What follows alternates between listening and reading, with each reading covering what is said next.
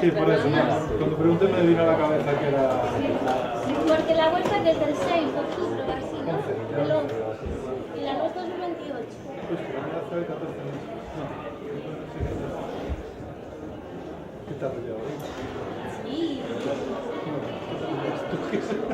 Ellos no suelen llamarme. Bueno, claro, yo no me llevo ahora porque... Claro, ¿tú tienes un Bueno, no, en verdad no. Claro. Tengo horario de intentar acabar lo antes posible. Si pasaba a las 5:30 de la tarde, dejo de saber. Ya. Claro, es que yo por eso yo tampoco tengo... Ayer esperamos por las cosas. Sí. A ver, yo eso normalmente no. Pero claro. Bueno, tiene todo lo bueno de tener horario. Ya, a ver, yo por las mañanas, o sea, tengo más libertad desde casa. O sea, sí, es que... Yo hago más por la mañana, porque claro, nosotros la llevamos por la mañana a la guardia. Entonces,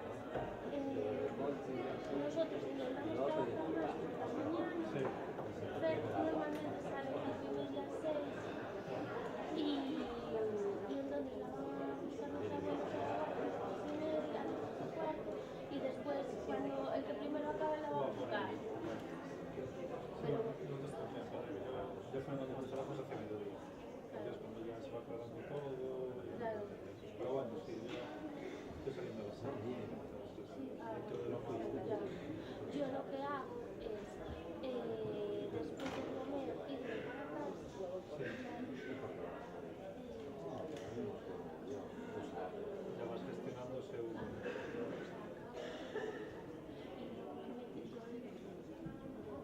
Claro. Bueno.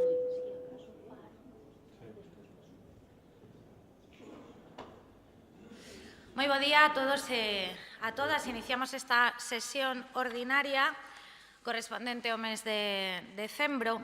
Saudamos a todos os membros da corporación, señor secretario xeral, señor interventor xeral e personal municipal que nos acompaña, así como os xornalistas acreditados, e un saúdo especial aos alumnos e alumnas da grande obra de Atocha que hoxe veñen a este pleno a ver como se desenvolve a vida municipal na súa esencia, así que voulles pedir que se porten ben os concelleiros e concelleiras, non a vos, que seguro que gardades as formas durante este pleno. Ben, imos iniciar este pleno, como cada pleno ordinario, gardando tantos minutos de silencio como mulleres foran asasinadas pola violencia machista dende o anterior pleno.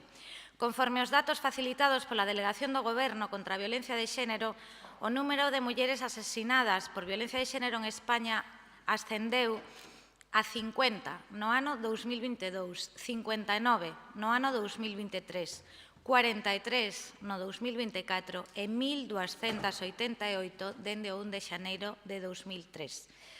Quedando 32 menores orfos e orfas en 2024 e 465 desde o ano 2013. O número de menores asasinados ou asasinadas ascendeu a 9 no ano 2024 e a 62 desde o 1 de xaneiro de 2013. Neste pleno gardaremos 6 minutos de silencio polas seguintes víctimas. O 8 de novembro de 2024, unha muller de identidade descoñecida de 36 anos en Pontevedra. O 15 de novembro de 2024, unha muller de identidade descoñecida de 44 anos en Tarragona, desaparecida dende 2022. O 23 de novembro de 2024, María Celeste, de 46 anos en Sevilla, que deixa 2 fillos de 11 e 17 anos. O 24 de novembro, Chloe, de 15 anos en Alicante. O 28 de novembro, unha menor de 2 anos en Jaén. E o 30 de novembro, unha muller de 45 anos en Guipúzcoa. Solicito a todos os membros presentes que se poñan en pé.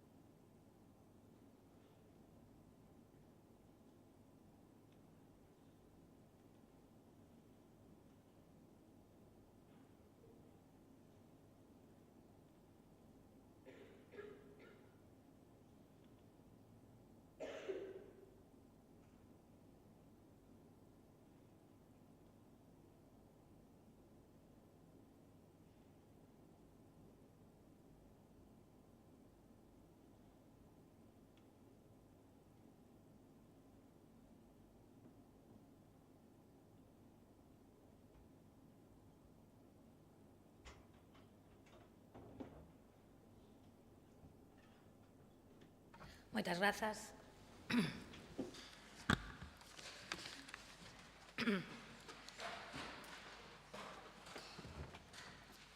Paso a dar lectura á declaración institucional acordada na Comisión de Voceiros en solidaridade e apoio á veciñanza e aos concellos afectados pola dana.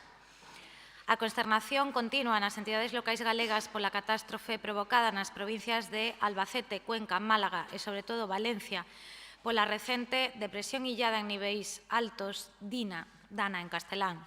Os seus efectos arrasaron numerosas localidades, provocando unha situación de total destrucción. A perda de vidas humanas como consecuencia das riadas está a supoñer unha traxedia inédita no noso país, superando amplamente as 200 vítimas e aínda poden ser máis, xa que continúan desaparecidas decenas de persoas. Fronte a esa inmensa situación de emerxencia, na primeira liña de intervención no rescate e auxilio das vítimas estiveron os servizos de protección civil e emerxencias, as forzas e corpos de seguridade do Estado e os propios concellos afectados como administración máis próxima, tentando evitar unha desgraza aínda maior. Inmediatamente todas as administracións, dende o Goberno de España, Generalitat Valenciana, Deputacións e concellos próximos, interviñeron co obxectivo de atender e apoiar a veciñanza afectada nas situacións máis graves e, sobre todo, na busca das persoas desaparecidas.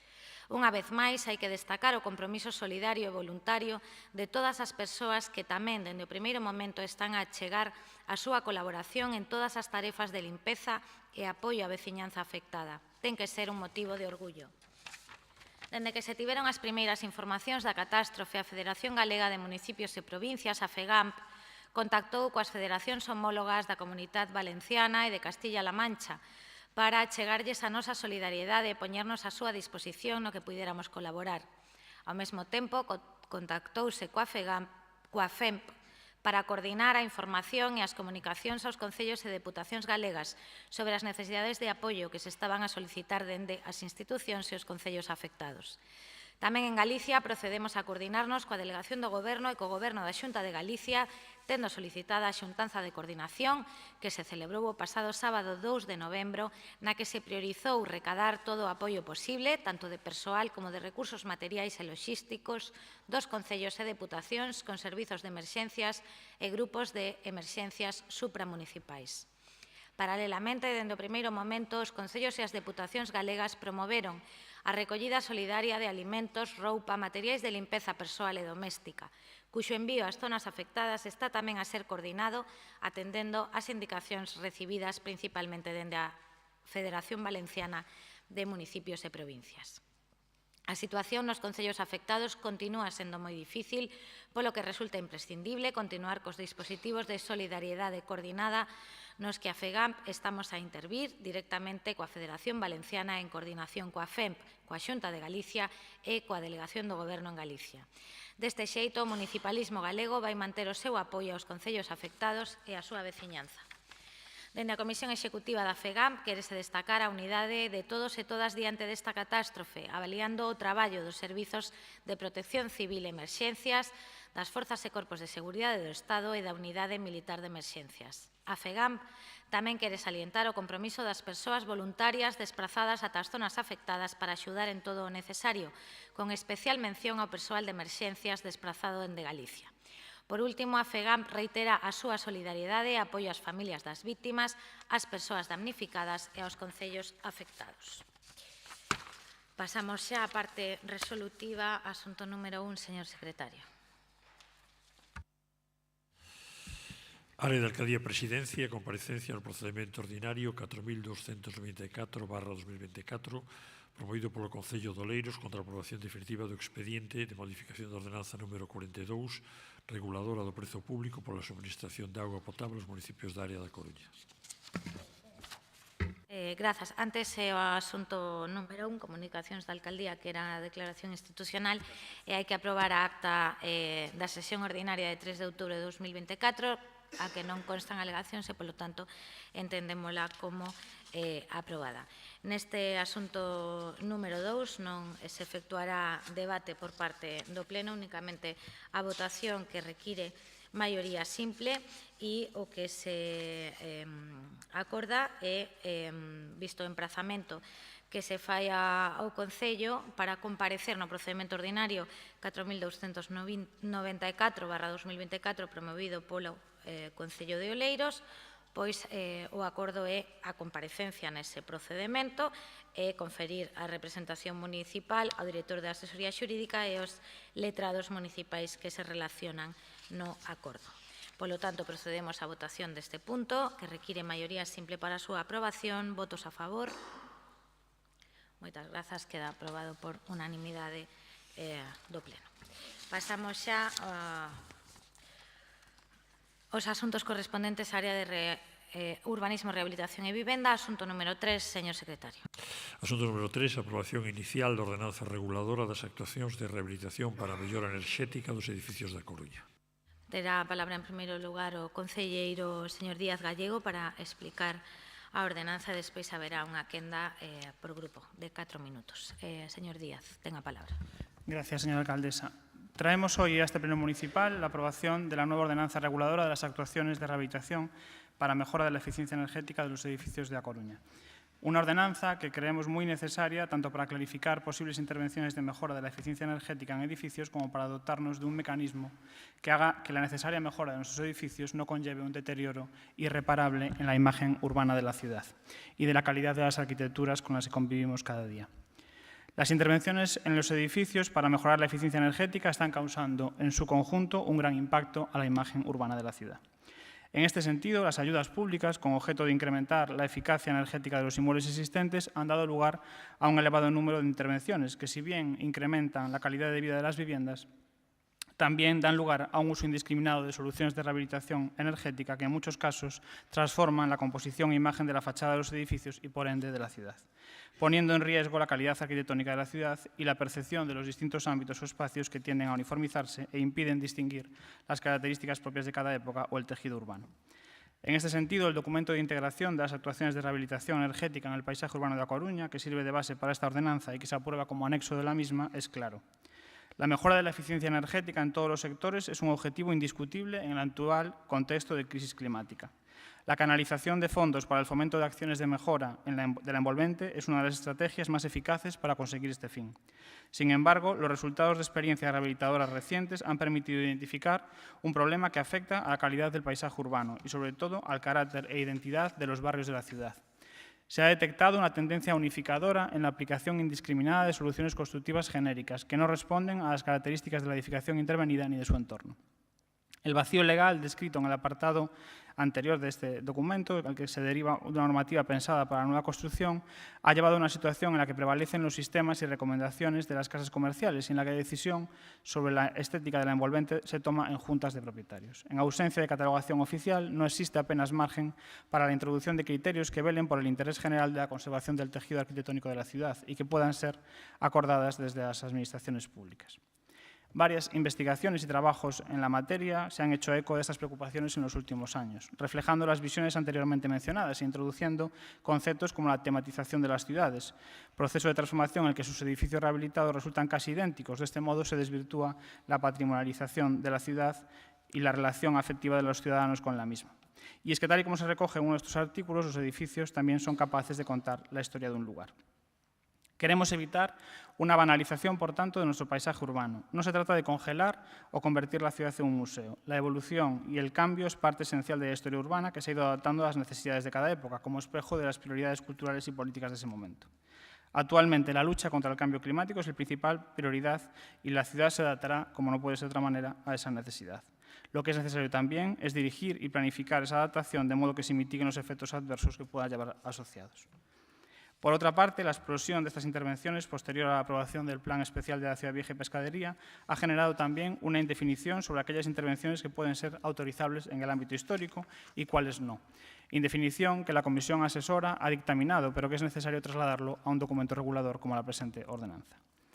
Con estas finalidades, se plantea un texto en el que se establecen diferentes intervenciones autorizables según si el edificio está catalogado o no catalogado, y dentro de estos segundos se diferencia aquellos que cuentan con algún elemento catalogado, aunque el edificio no lo esté, y aquellos que sin tener elementos catalogados tienen algún elemento característico o una destacada presencia urbana que haga necesaria que la intervención sea respetuosa con esta circunstancia. Se hace también especial hincapié en los conjuntos urbanos, en aquellas piezas de la ciudad con una imagen homogénea que deben mantener esa imagen común, y para las que se plantea la necesidad de presentar una solución única, aunque pueda tramitarse la licencia de forma independiente por portales. Con la finalidad de evitar que alguna comunidad pueda quedar atascada en este procedimiento, se autorizará en todo caso una intervención que mantenga la imagen, materiales, acabados y colores existentes, imponiendo el propio ayuntamiento este condicionante a las licencias posteriores.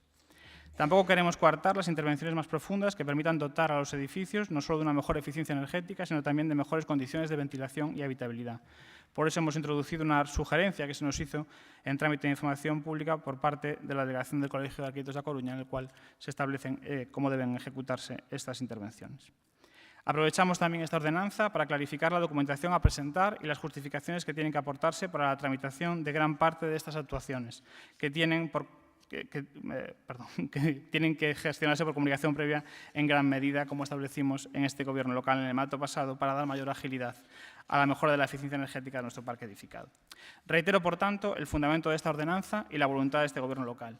Queremos mejorar la eficiencia energética de nuestros edificios a la mayor brevedad, con la mayor calidad, subvencionando aquellas que podamos subvencionar. Para ello tenemos esos 5,2 millones de euros de subvenciones municipales y los 6 millones de euros de subvenciones estatales y municipales en los entornos de rehabilitación, pero sin poner en peligro nuestro patrimonio y conservando la imagen urbana de A Coruña, buscando la uniformidad en los conjuntos que así lo requieran y protegiendo la singularidad de aquellos edificios y conjuntos que den valor a nuestro parque edificado y aporten la personalidad que tiene nuestra ciudad y que no puede ser borrada con un SATE mal ejecutado y una pintura blanca y negra tan de moda últimamente. Quiero aprovechar esta intervención para agradecer al equipo de la Universidad de A Coruña, liderado por el profesor Jorge Rodríguez Álvarez, que preparó el documento base sobre el que se construye esta ordenanza, el documento de integración de las actuaciones de rehabilitación energética en el paisaje urbano de A Coruña, y al personal de urbanismo por el impulso que se le está dando a esta y a otras ordenanzas que tendrán que irse aprobando en los próximos meses. Gracias. Moitas grazas, señor Díaz. Iniciamos a quenda de debate. Xa saben, unha única quenda de 4 minutos. Señora Beira, polo BNG, ten a palabra.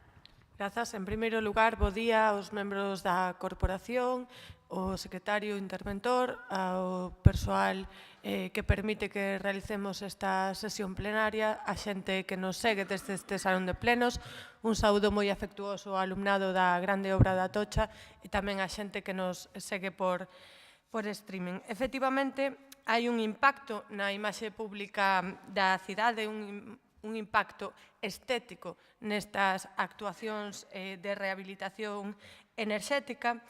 Nos consideramos, efectivamente, tal e como fai tamén o Goberno municipal, que é preciso regular estas intervencións. Consideramos, sobre todo, que é interesante falar dos edificios non protegidos, mas sí interesantes arquitectónicamente ou que son resultado dunha época concreta e que falan de quen fomos ou de quen somos nesta cidade, do que se fixo, efectivamente, a nivel arquitectónico na nosa cidade. Tamén consideramos que é moi importante determinar unha certa armonía en algunhas outras zonas nas que é preciso, neses conxuntos que efectivamente é preciso que non sexan, ao final, un arco da vella, por dicirlo de alguna maneira, unha especie de cousa así sin moito orde nin moito sentido, que hai que armonizar tamén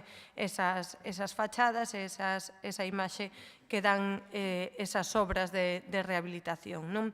Pola nosa banda, esta ordenanza vai contar con o noso voto favorável nesta aprobación inicial. O que sí agradecemos é que, tal e como se fixo no trámite previo á elaboración desta ordenanza, que se tivo en conta, efectivamente, as achegas do Colexio de Arquitectura, creemos que no trámite que hai agora entre a aprobación inicial e a definitiva, gustaríanos tamén que se estudasen as achegas que se poidan facer, porque o que sí observamos é que no trámite previo houbo moita xente que o que pedía era ver a ordenanza, non? Que ata que non visen a ordenanza tampouco se podían pronunciar. Entendemos que, sobre todo, no eido da arquitectura, isto xera pois moita curiosidade.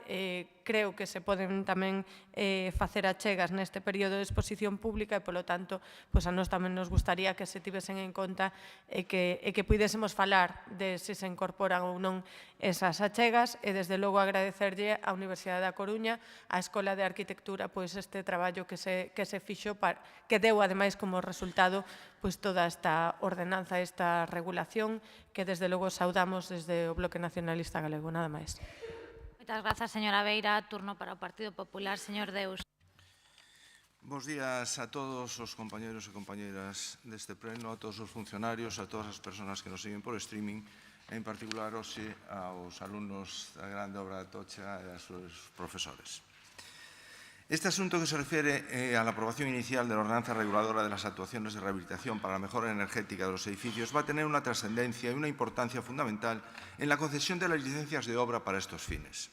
Soy de los que piensa, y conmigo muchos compañeros, que nuestra actividad profesional está invadida por un exceso normativo que hace que al enfrentarnos a la redacción de un proyecto, sea de edificación o urbanístico, nos demos cuenta de la excesiva regulación a la que tenemos que adaptarnos. Es verdad que nuestra organización administrativa hace que proliferen leyes de ámbito estatal, autonómico, municipal y también la normativa que nos llega de Europa.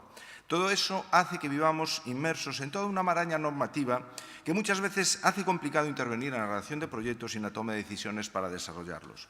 Por mi parte, siempre he sido un firme defensor de simplificar los procesos administrativos, eliminando trámites innecesarios o duplicados frente a aquellos que se sienten más cómodos interviniendo y regulándolo todo. Seguramente existirá un punto de equilibrio entre ambas posturas.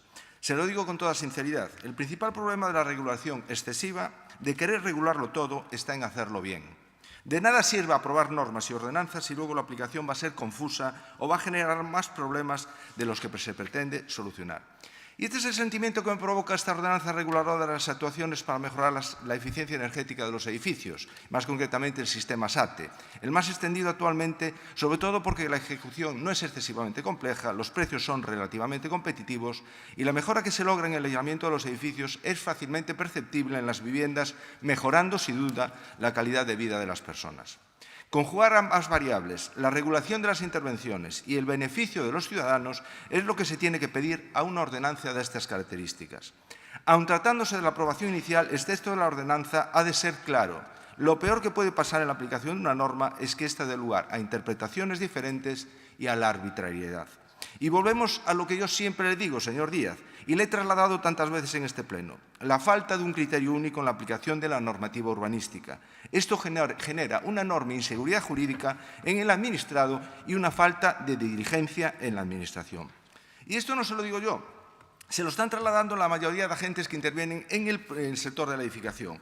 Normas claras para saber lo que se puede hacer y lo que no, y reduciendo los tiempos de espera para obtener permisos y licencias. Y les alertan que la aplicación de esta norma puede provocar que muchos edificios no se puedan adoptar estas soluciones y que así se hagan menos atractivos para habitarlos, quedando abandonados, o que se discrimina a unos vecinos sobre otros en los que se primará más la estética sobre la habitabilidad y el confort de las viviendas. Señor Díaz, yo le pregunto, ¿quién va a decidir qué fachadas cuentan con elementos de singular protección cuando los edificios no están catalogados? ¿Quién va a decidir qué fachadas disponen de algún elemento característico que le dé personalidad si no está catalogado? ¿Qué pasa con los edificios que no están catalogados, no tienen elementos singulares ni característicos? ¿O todos han de englobarse en los dos capítulos anteriores? ¿Cómo se va a realizar un proyecto unitario con autorización de las comunidades de propietarios de todo un conjunto edificatorio? Una manzana, por ejemplo. ¿Usted se da cuenta de lo que esto va a generar? Como no sea el municipio, el ayuntamiento, el que establezca esos estudios para que las comunidades se adapten a ellos, vamos, va a ser misión imposible. ¿Qué ocurre con los revestimientos pétreos o cerámicos que dice la norma deben de reproducirse? ¿Me asegura usted que todas las fachadas con esos revestimientos tienen calidad arquitectónica? Según usted, los objetivos de esta ordenanza reguladora son clasificar los edificios en categorías según sus características. Lo que le decía antes, ¿quién lo va a hacer? Regular las intervenciones en los edificios catalogados, en los que formen conjuntos y en los no catalogados, además de los edificios singulares integrados en la ordenanza 1. Tercero, determinar el contenido documental de las solicitudes de licencia o comunicación previa. Y cuarto, agilizar la tramitación de los procedimientos. De todos los puntos, tengo que confesarle que este último es el que más miedo me da, vistos los antecedentes. Existe un problema endémico en su departamento, señor Díaz, que es el plazo de tramitación de las licencias. Es impresentable que la licencia para instalar un ascensor o mejorar la accesibilidad en un edificio tarde más. Remato ya, señora alcaldesa. Esto sí es importante y requeriría todos sus esfuerzos. Tiene que dotar al Departamento de Urbanismo de una plataforma telemática para conocer en tiempo real el estado de tramitación de un expediente, es decir, transparencia, conociendo qué informa el expediente y los plazos de tramitación. Porque se siguen denegando licencias para instalar ascensores en edificios que carecen de él. Les hemos pedido que realicen un documento de criterios interpretativos que simplifique y flexibilice la instalación de ascensores en esas comunidades, porque no se puede consentir a estas alturas que las viviendas se conviertan en cárceles para sus propietarios. Vamos a abstenernos en la votación para darle la oportunidad de que en el periodo de alegaciones y en su revisión sean capaces de mejorar esta ordenanza. Muchas gracias. Moitas grazas, señor Deus. Grazas ao Grupo Popular. Turno de peche para o Goberno, señor Díaz.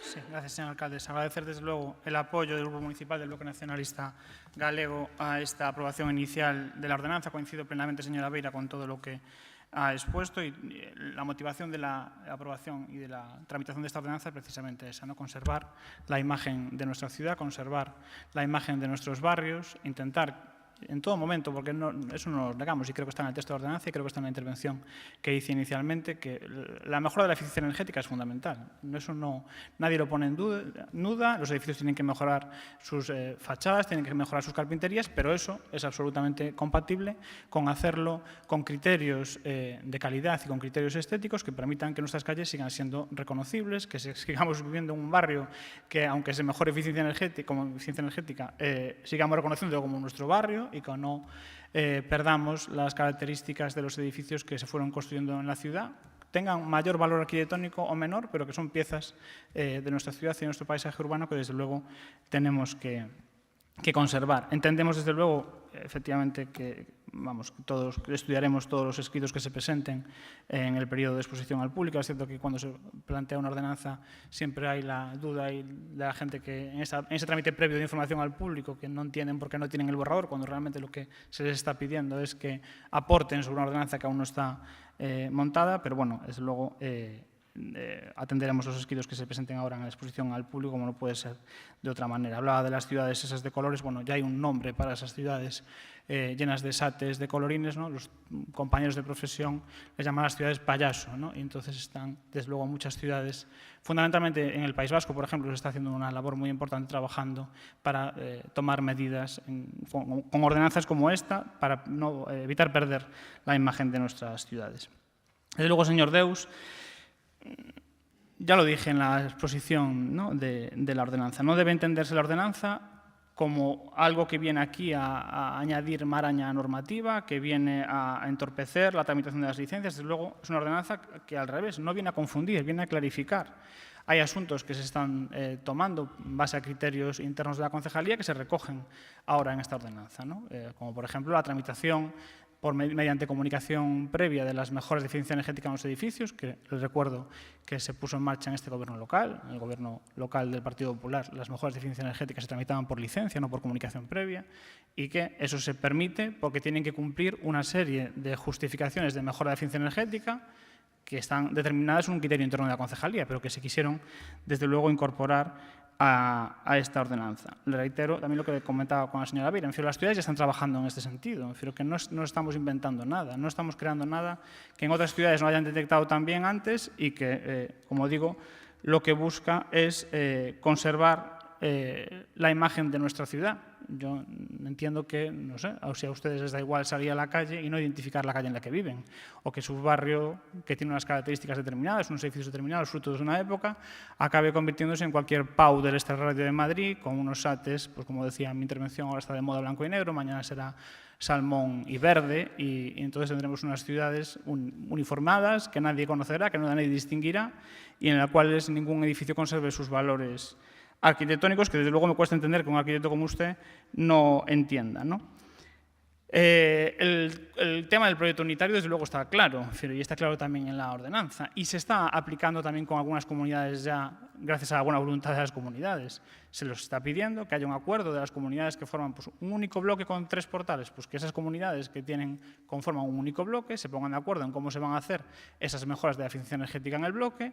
No quiere decir que los 3 portales tengan que pedir licencia al mismo tiempo, sino que acuerden cómo va a ser, que si van a pintarse, usar USAT o otras ventiladas, si se va a pintar de rojo o de amarillo, y que nos presenten un acuerdo unitario.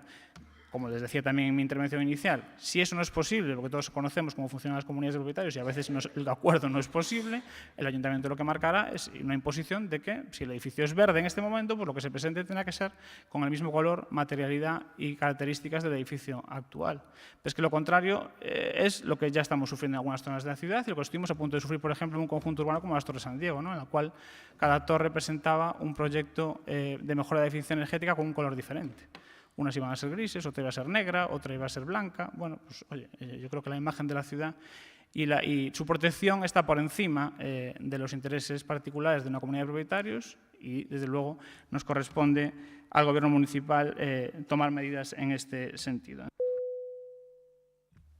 En todo caso, bueno, como le digo, la ordenanza no viene a entorpecer, no viene a liar más la normativa, bien al revés, viene a clarificar y a facilitar que se puedan dar esas licencias de mejora de la eficiencia energética y trabajaremos, desde luego, en el documento de aprobación definitiva en ese sentido. Muchas gracias.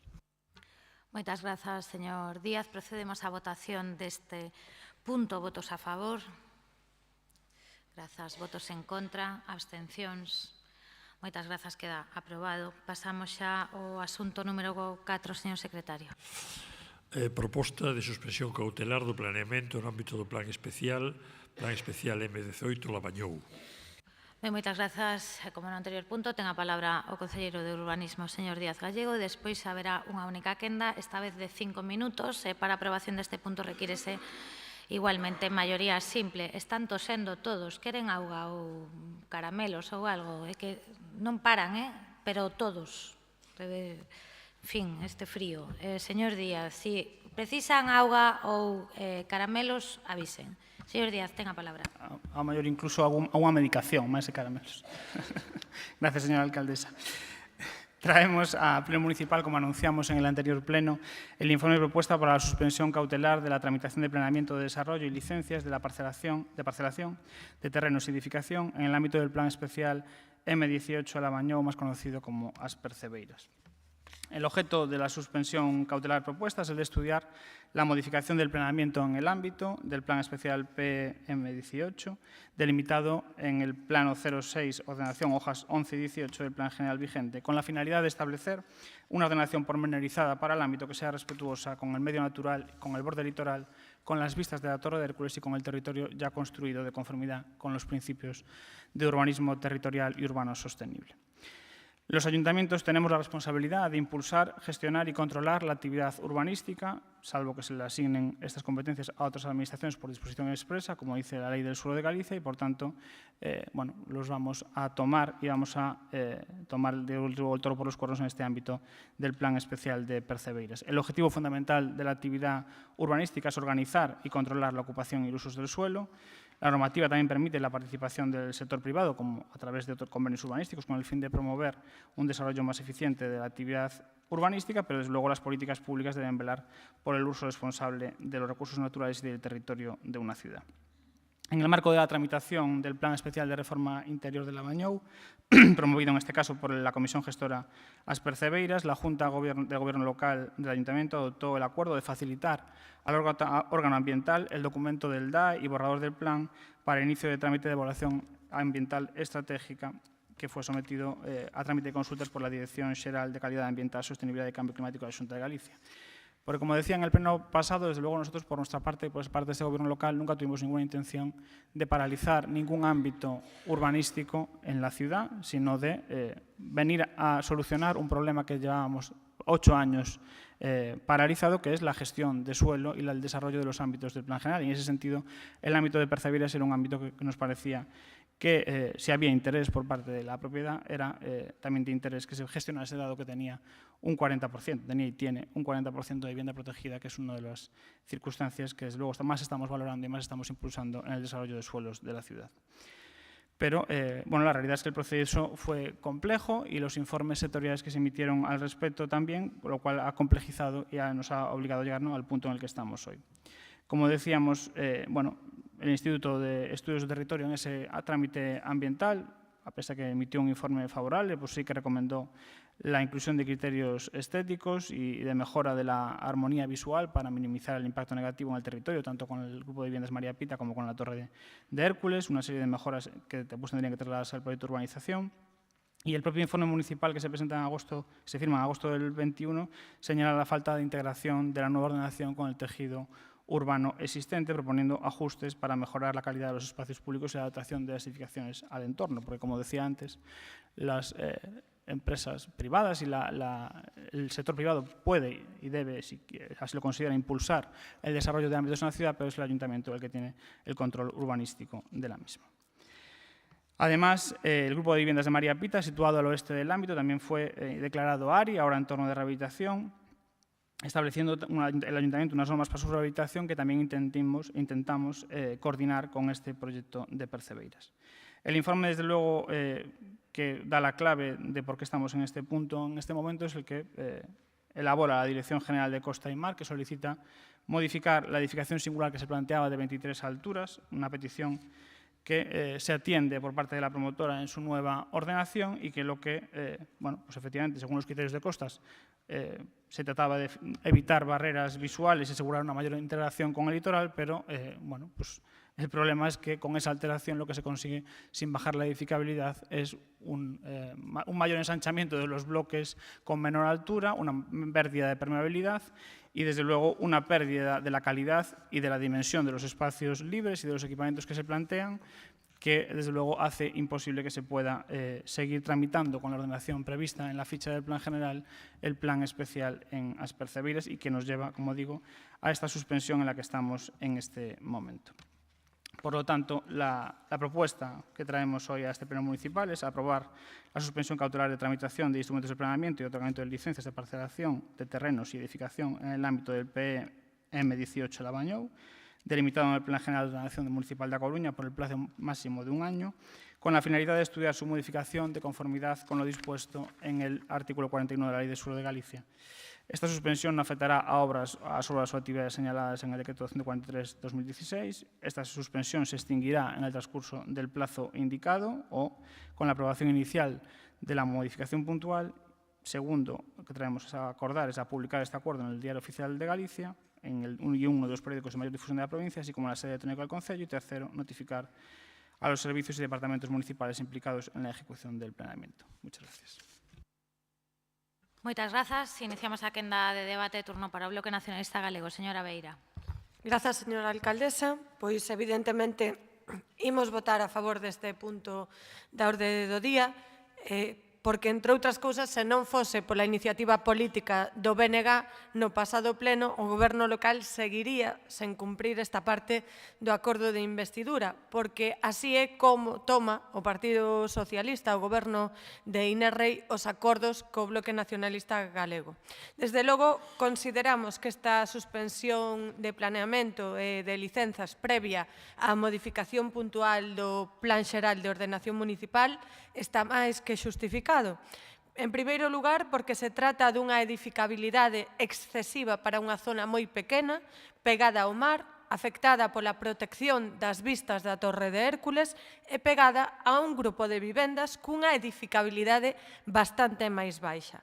Unha edificabilidade, a do M18 de La Bañou, que lle outorgou o Partido Popular, o partido negacionista do cambio climático, que considera que unha zona pegada ao mar é o lugar máis axeitado no que elevar a edificabilidade cando tocaron o pexón ao chegar ao Goberno municipal. Son vostedes, e adiántome a súa intervención, o partido que está disposto o que sexa con tal de contentar a segundo que promotores. O das xuvias é un pelotazo, o das percebeiras, para vostedes, é un exemplo de desenvolvemento urbanístico armónico e sustentável. Nós estamos, desde o BNG, nas antípodas políticas do ti xa vai facendo, que logo xa asumiremos colectivamente as consecuencias dunha construción desaforada, da falta de zonas verdes ou dunha ocupación excesiva do bordo litoral. En segundo lugar, consideramos que está máis que xustificada esta modificación puntual porque é xusto o que recomendan os informes municipais e os organismos que foron consultados de cara á tramitación das diferentes propostas de plan especial. E precisamente que sexa unha condición recollida nos informes sectoriais danos moita tranquilidade, porque unha rebaixa da edificabilidade non é indemnizável se non se pode executar, tal e como está recollido no PEXOM, debido precisamente ás condicións impostas polo plan ou polos informes sectoriais vinculantes emitidos durante a súa tramitación. Pero tamén queremos facer varias advertencias ao Goberno local. Para que a modificación puntual do PEXOM teña o noso voto favorável, ten que ser negociada connosco. Non nos serve un convenio urbanístico negociado cos promotores. Non nos serve ningún tipo de derivación de responsabilidades en terceiros na xestión ou na ordenación do urbanismo da nosa cidade, o estilo Xubias ou o estilo Parque de Oza. Aquí, quen máis ordena, e nunca mellor dito, sobre o urbanismo da cidade é este pleno, que para iso a legislación lle outorga esa potestade. En este pleno, por decisión das coruñesas e dos coruñeses, vostedes non teñen nin maioría simple. A espera da proposta que se vai a elaborar para a modificación puntual do PEXOM, a suspensión cautelar de licenzas, como dicía ao comezo, vai contar co noso voto favorável. Moitas grazas, señora Beira. Turno para o Partido Popular, señor Lorenzo. Gracias, señora alcaldesa. Buenos días a todos y a todas, a los presentes. Un especial saludo a los alumnos del Colegio de Atocha, de Atocha.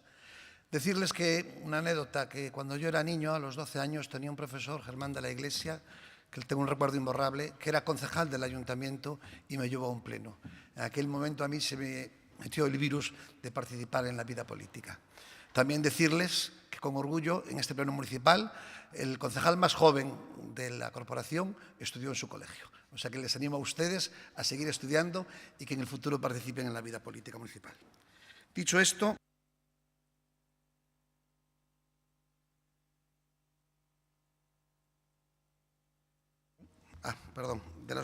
vamos al tema que nos corresponde, que es la suspensión de la licencia en las percebeiras, la tramitación de licencias.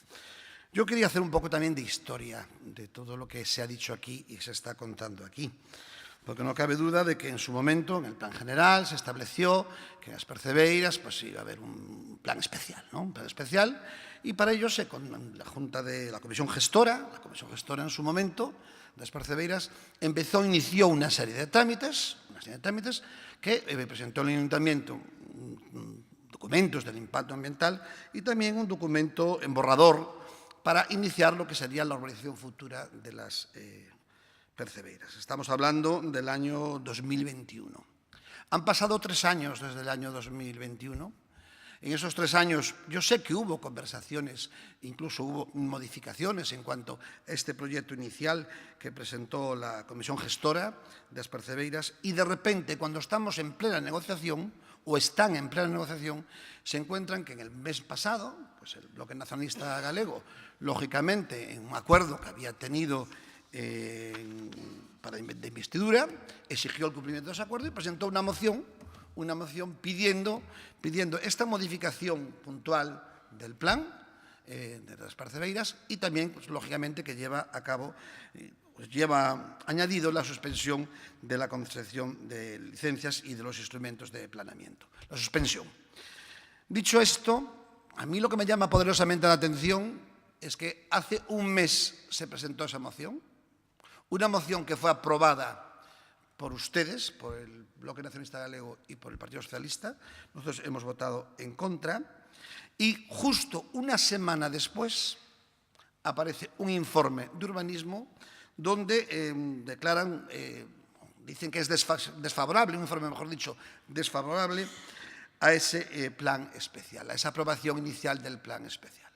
Pero es más, a la semana siguiente nos encontramos que hay un nuevo informe de urbanismo firmado por 3 técnicos del ayuntamiento, donde se pide que se vaya a una modificación del plan general, a una modificación puntual.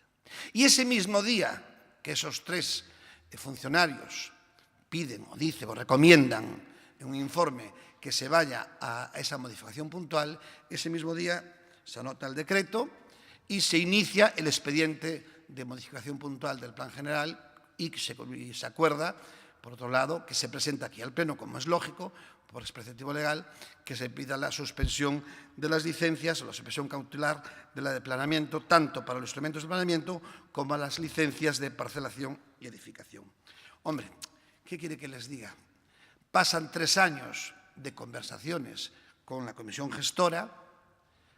En este ayuntamiento cualquier licencia tarda más de un año y ustedes en un mes, desde el pleno anterior a este, han llevado a cabo este acuerdo. Este acuerdo que, por otro lado, a mí me llama poderosamente la atención porque yo creo que no es bueno y que es una tomadura de pelo cambiar las reglas del juego a mitad del partido. Decía usted en su intervención que el ayuntamiento tenía una responsabilidad en urbanismo. También el ayuntamiento tiene una responsabilidad con los promotores. No hay que demonizarlos, porque sobre todo ellos construyen en la ciudad y es una actividad lícita y necesaria que se construya en esta ciudad viviendas, porque hoy hemos visto que la falta de demanda de vivienda ha hecho que en esta ciudad hayan subido los pisos en un año más de 20.000 euros. La ciudad de Galicia donde más ha aumentado el precio de los pisos porque no hay pisos, porque no se construyen pisos. Pero bueno, ustedes cambian las reglas del juego y yo me hago varias preguntas. Una es qué pasa con los derechos adquiridos por aquellos propietarios que en su día cedieron terrenos para la construcción del paseo marítimo. Tenían derechos urbanísticos reconocidos y este ayuntamiento se había comprometido con ellos. Mi pregunta es si esto va a dar lugar o no, como ha pasado otras veces en este concello, a indemnizaciones. O nos olvidamos de las indemnizaciones millonarias que hubo que pagar por Someso por decisiones unilaterales que en su día tomó este concello. Lo normal sería haber negociado o hablado con los promotores. Hablarlo con la comisión gestora. Ustedes no lo han hecho. Pero bueno, por otro lado, me llama también la atención, y se lo tengo que decir, que unos proyectos urbanísticos vayan tan rápido y otros vayan tan lentos. Dicho esto, me preocupa esta suspensión. Y le voy a decir por qué. Porque en Asubias, que todos sabemos lo que ha pasado, cuando se produjo la suspensión de las licencias, lo que se fue venderle a un fondo de inversión extranjera los terrenos. Y luego firmar un convenio con ellos. Me preocupa que ustedes hagan esta modificación y esta suspensión para cansar a la comisión gestora y que acaben vendiendo a otro fondo de inversión extranjera. Y por último, señores del bloque, permítanme que me diga a ustedes. Hace un mes presentaron ustedes esta moción. Es cierto. Hoy ya han conseguido ese rédito político. ¿Van a hacer lo mismo con las mociones que hemos aprobado sobre Asubias? Gracias, señora alcaldesa, por su generosidad. Termino ya. Ustedes hace 2 meses presentaron unas mociones sobre Asubias. Mi pregunta es si ustedes van a mantener la misma posición o esto que se está aprobando ahora va a ser un cambio de cromos. Por eso, el tiempo nos lo dirá. Gracias por su atención. Moitas grazas, señor Lorenzo. Turno para o Goberno, señor Díaz. Garden silencio. Señor Díaz. Sí, bueno, por parte da intervención do Bloque Nacionalista Galego, a señora Ávila, desde logo agradecer el voto favorable municipal a esta suspensión en relación con la propuesta que se haga. Obviamente se tendrá que negociar y obviamente se tramitará y se redactará desde la Concejalía de Urbanismo, no desde ningún otro ámbito ni desde ningún convenio con ninguna promotora. Lo que también les quiero recordar, además cuando están en plena campaña de vivir na Coruña é imposible, que es un ámbito con un 40% de vivienda protegida y que, por lo tanto, el planteamiento que hacemos desde este gobierno local no es convertir todo aquello en un parque, ¿no? Hay que construir precisamente vivienda protegida en el centro de la ciudad para que vivir en A Coruña no sea imposible. Señor Lorenzo, usted quiere explicar la historia, pero empieza en 2019. Yo, si quiere, empezamos en 2013. En la aprobación definitiva del Plan General del año 13, que es el que tenemos vigente.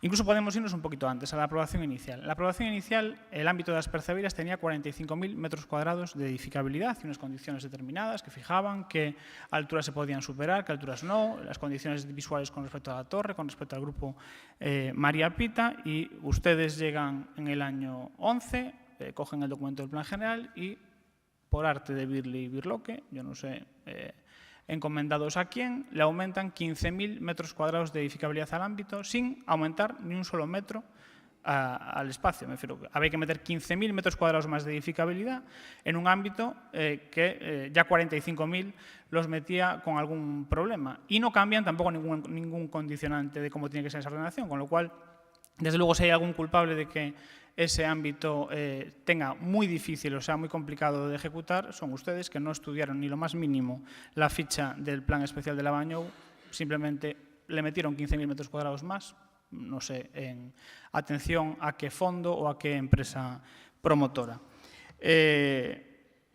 No estábamos, desde luego, en plena negociación, lo que estábamos era informando la quinta propuesta que se presentaba. Quinta porque hubo 4 desfavorables. 4 desfavorables que, si ustedes se leyeron, pueden ver que en las conclusiones que se hacían en todos los informes técnicos de la concejalía se mencionaba precisamente que uno de los posibles caminos en los que se iba a acabar con este ámbito era con una modificación puntual del Plan General, porque estábamos viendo en cada una de las propuestas que se presentaban que era muy difícil el cumplimiento de estándares como, por ejemplo, el de zonas verdes. Y es muy difícil, primero, por esa condición de los 15.000 metros cuadrados más y después, pues efectivamente, por un informe de costas en el cual se limitan las alturas y, bueno, pues obviamente no podemos sorber y soplar. En fin, tenemos una edificabilidad de 60.000 metros cuadrados que ustedes introdujeron en ese ámbito y no se puede sobrepasar el bajo más 8, pues es muy complicado, desde luego, dar cumplimiento a ese ámbito. Entonces, desde luego, ese informe no aparece una semana después de ese pleno, es que llevamos 5, es el 5º informe. El problema es que, desde luego, lo que parece es que usted no se leyó los anteriores y por eso no vio esas conclusiones que se presentan. Desde luego, tampoco creo que se nos puede acusar a este gobierno local de demonizar a los promotores o demonizar la promoción urbanística. Podemos enumerar todos los ámbitos que hemos reactivado, como puede ser Xuxán, como puede ser Someso, como es Fuente de San Amaro, como es Visma, o hoy mismo, aunque no acudieron a la Junta de Gobierno local, Monte Alfeirán, que también va a tramitación ambiental. Y en todo caso, ya también para acabar, porque desde luego creo que el asunto tampoco da para mucho más, quédese tranquilo en el sentido de que estemos tramitando algo para vendérselo a un fondo. Percebeiras ya es propiedad de un fondo, que es Metrobacesa, ya es una empresa, no es de ningún particular ni de ningún constructor local. Percebeiras ya, quien gestiona la comisión gestora de Percebeiras es Metrobacesa. Quien vino a reuniones, también quiero aclararle que es Metrobacesa. La concejalía nunca tuvo ni la más mínima reunión con ningún propietario más. Quien gestionó todo fue Metrobacesa, con lo cual pierdan cuidado que no se le va a vender a nadie porque ya se lo compraron en su momento a la constructora propietaria del suelo que quebró en la crisis inmobiliaria. Muchas gracias. Ben, moitas grazas. Procedemos á votación deste punto que require maioría simple. Votos a favor. Grazas. Votos en contra. Grazas. Queda aprobado. Pasamos xa a rematada a parte resolutiva, a parte non resolutiva de control e seguimento da xestión. Señor secretario. Tomas de coñecemento das resolucións da Xunta de Goberno Local desde a número 20.733 do 4 de novembro de 2024 a número 23.847 de 4 de decembro de 2024 e dos decretos da Alcaldía desde o número 6.571 do 4 de novembro de 2024 ao número 7.704 do 4 de decembro de 2024. A continuación, mocións, rogos e preguntas. Ben, pois comezamos co debate das mocións. A primeira delas sobre a necesidade de impulsar en accións comprometidas coa normalización da lingua galega por parte do BNG. Ten a palabra a señora Queixas. Moitas grazas, señora alcaldesa. Os recentes datos publicados polo Instituto Galego de Estatística sobre o coñecemento e o uso da lingua galega constatan a situación de emerxencia que está a atravesar a nosa lingua. Son múltiples as causas que xustifican esta situación tan crítica, mas, desde logo, unha delas é determinante, e esa é a imposición dunha política lingüística excluinte para o galego que veu aplicando o Partido Popular nos últimos 15 anos. Vexamos algunhas razóns desta afirmación. Neste período, prohibiuse por parte do Partido Popular a impartición en galego de varias materias da área de ciencias no sistema educativo. Eliminouse prácticamente o acceso das crianzas á lectoescritura en galego na rede de escolas infantís. Mudouse a Lei da Función Pública para que o funcionariado non teña que coñecer o galego para atender os usuarios e desapareceu unha oferta de programación infantil ampla e actualizada na TVG, entre outras moitas medidas. E as consecuencias están á vista. O galego descende no uso habitual até perder nos seus 13 séculos de historia a condición de lingua máis falada de Galiza. Un de cada 3 nenos e nenas menores de 14 anos recoñece que non son capaces de expresárense en galego por falta de competencia lingüística. No caso da Coruña, o retroceso da poboación galegofalante é moi significativo segundo os datos do Instituto Galego de Estatística. É de todas as áreas urbanas onde hai un maior retroceso, menos 25%. Asemade, na nosa cidade, a porcentaxe de persoas que só falan castelán e que en ningún momento din usar o galego é do 60%, 11 puntos máis que hai 5 anos. Este é o éxito da política lingüística do Partido Popular, facer avanzar exclusivamente o monolingüismo en castelán e que está a ser recriminada de forma continuada por institucións académicas como a Real Academia Galega ou estatutarias como o Consello da Cultura Galega, así como o Comité de Expertos do Consello de Europa, a propia ONU, que teñen dirixido sucesivos informes e advertencias á Xunta para que mude a súa actitude contraria á normalización do galego. Consideramos que esta situación no noso idioma, a pesar de todo, é reversible. Acreditamos profundamente nisto. O galego ten futuro se o compromiso coa normalización do noso idioma é real e é asumido polo conxunto da sociedade, comezando a dar exemplo ás institucións galegas. Este goberno local conta cunha ferramenta propia para contribuir a que o galego avance no camiño da normalización e free o actual proceso de sustitución lingüística. E esta ferramenta é a Ordenanza Municipal Reguladora do Uso da Lingua Galega no Concello da Coruña, que foi aprobado en pleno no ano 2021. 3 anos e medio despois, o goberno local non só non avanzou nada na elaboración do Plan de Normalización Lingüística nin na creación do Consello Local da Lingua, conforme determina a ordenanza, senón que mesmo incumpriu a moción que impulsamos desde o BNG e que se aprobou en pleno en febreiro de 2024, en que se instaba precisamente o goberno local a elaborar este Plan de Normalización Lingüística e crear o Consello Local da Lingua no primeiro semestre de 2024. É por isto que nesta moción, o Grupo Municipal do BNG, para alén de lle demandarmos á Xunta que vire dunha vez o rumbo da súa política lingüística para recuperar o consenso que rompeu unilateralmente en 2009 e que todas as institucións lle están a pedir, instamos tamén a aprobar os seguintes acordos: reafirmarnos na defensa da lingua galega como patrimonio colectivo de incalculável valor e no dereito a ser coñecida e usada polo conxunto da poboación en calquera circunstancia e lugar, adherir este Concello da Coruña á plataforma Queremos Galego e participar activamente en todas as iniciativas sociais que se promoven desde esta plataforma e cumprir e desenvolver a Ordenanza Municipal Reguladora do Uso da Lingua Galega no Concello da Coruña, aprobada, insistimos, en 2021, mediante a elaboración do Plan de Normalización Lingüística e a creación do Consello Local da Lingua no primeiro semestre de 2025. Moitas grazas. Moitas grazas, señora Queixas. Turno para o Partido Popular. Señor San Claudio. Moitas grazas, señora alcaldesa. Quería aproveitar, antes de comenzar a miña intervención, a saudar aos compañeiros da Grande Obra da Atocha, porque, a pesar de que te gradúas da Grande Obra da Atocha, a Grande Obra da Atocha nunca sae de ti, en especial a profesora Marta Castro, que representa un bon número de docentes cos que tiven a oportunidade de crecer. Benvidos a todos de novo a este pleno. Señora Queixas, vostede ven aquí a relatar, por de manifiesto, a incongruencia política do seu grupo, do Grupo do Bloque Nacionalista Galego, en este pleno. E por que o fai? Porque vostede, temos que recordar que dende outubro está sentada no Pacto pola Lingua que promove a Xunta de Galicia. Vostede está sentada nun diálogo aberto e social que promove o goberno do presidente Alfonso Rueda. E vengo xe aquí a politizar e dar un paso máis a teima do Bloque Nacionalista Galego en facer política co uso e a protección do galego. Cal é o espírito do BNG? Eu non quero entrar en liortas internas do Bloque Nacionalista Galego. Non sei que débedas ten vostede co UPG ou que é o que lle exixe traer aquí a este pleno a cidade da Coruña. Pero o que sí que teño claro é a seguinte pregunta que me fago eu e o resto de persoas que están hoxe aquí e os coruñeses. A que señora Queixas temos que creer?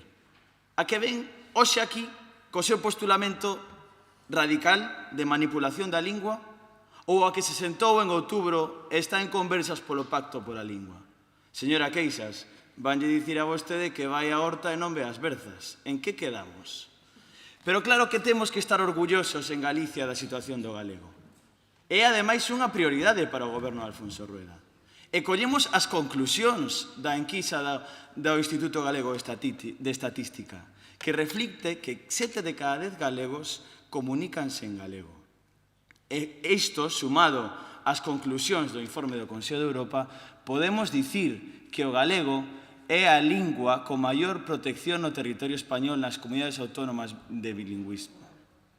Porque en Galicia, señora Queixas, por moito que lles pese, fálase máis galego que catalán en Cataluña e euskera no País Vasco. É unha realidade, señora Queixas e señores do Bloque Nacionalista Galego. E, por suposto, o Partido Popular vai seguir con ese compromiso. Fixemos ese pacto pola lingua. É unha prioridade, con 50 medidas que queremos aplicar dende xa, cun diálogo, señora Queixas. Nos falamos de sumar, de mellorar. Vostedes falan de derogar. E traen unha moción ao pleno porque queren o voto en contra. Porque falan de derogar un decreto, o do ano 2010, que reflicte non só o compromiso co plurilingüismo e o bilingüismo do goberno da Xunta. Por certo, dende o ano 2009, 5 maiorías absolutas do Partido Popular en Galicia, señora Queixas. Cal é o modelo que prefiren os galegos e galegas? As urnas lle remito. Nos defendemos ese bilingüismo cordial. E permítame que fale do meu caso persoal. Teño 25 anos. Nacín na cidade da Coruña. Eduqueime no colexio da cidade da Coruña. E tengo la capacidad lingüística suficiente para comunicar en el idioma que me apetezca. Puedo hacerlo en castellano ou puedo facelo en galego. Eso é o que defendemos dentro do Partido Popular de Galicia. Non a súa manipulación monolingüística. Vostedes van ás manifestacións pola lingua ca bandeira independentista de Galicia. Eso é un uso político e defensa da política na lingua. Protexamos o tesouro. O noso tesouro que é o patrimonio dos galegos, que é o idioma de Galicia, o galego. E xa están tardando para pedir perdón por a frívola manipulación do bullying nas escolas, cando falan de bullying ao referirse ao galego. Xa están tardando, como lle pediu a comunidade educativa en bloque, ese perdón necesario por frivolizar dun xeito tan obsceno que o drama do bullying. E, por suposto, con todo isto en riba da mesa, remato xa, señora alcaldesa, temos que facer referencia a Inés Rei, que converteuse nunha alcaldesa que non é de fiar nin sequera para os seus socios. Vostede trouxo esta mesma moción a principios deste ano, reclamando un compromiso do goberno. A señora Avia, que firmou o pacto de goberno para o PSOE co señor Laje, non sei se lle vai contando como son eses compromisos do pacto, señora Queixas. Porque, para a desgracia desta cidade, nunca tampouco debemos o futuro desta cidade. 6 concelleiros do Partido Socialista en Santiago de Compostela son os que marcan o futuro da cidade da Coruña. E, por suposto, a non rendición de contas dunha alcaldesa, Inés Rei, que perdeu en todas as eleccións na que se presentou. Moitas grazas. Moitas grazas, señor San Claudio. É a señora Beira, non é a señora Avia. Turno para o Goberno local, señor Laje.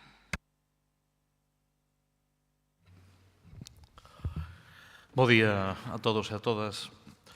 Señora Queixas,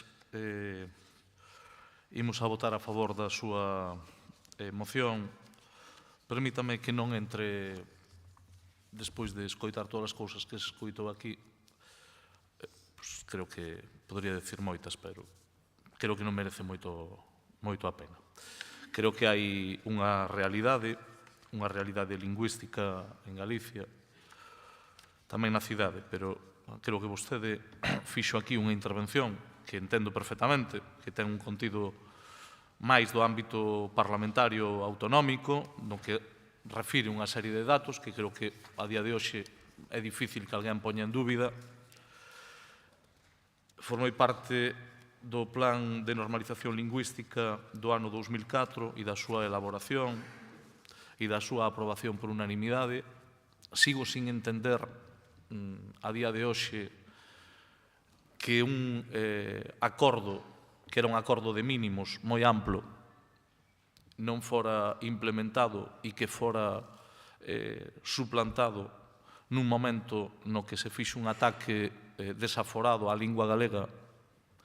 Alguén non recordará aquelas portadas de periódicos do ámbito estatal onde se decía que a xente non sabía falar en castelán e que non entendía o castelán. Entonces, bueno, dame un pouco de pena asistir a determinado espectáculo, a impostura e a moitas máis cousas que creo que non merecen a pena porque non chegan aos mínimos para poder establecer ningún tipo de debate. Eu creo que temos moitas tarefas por diante.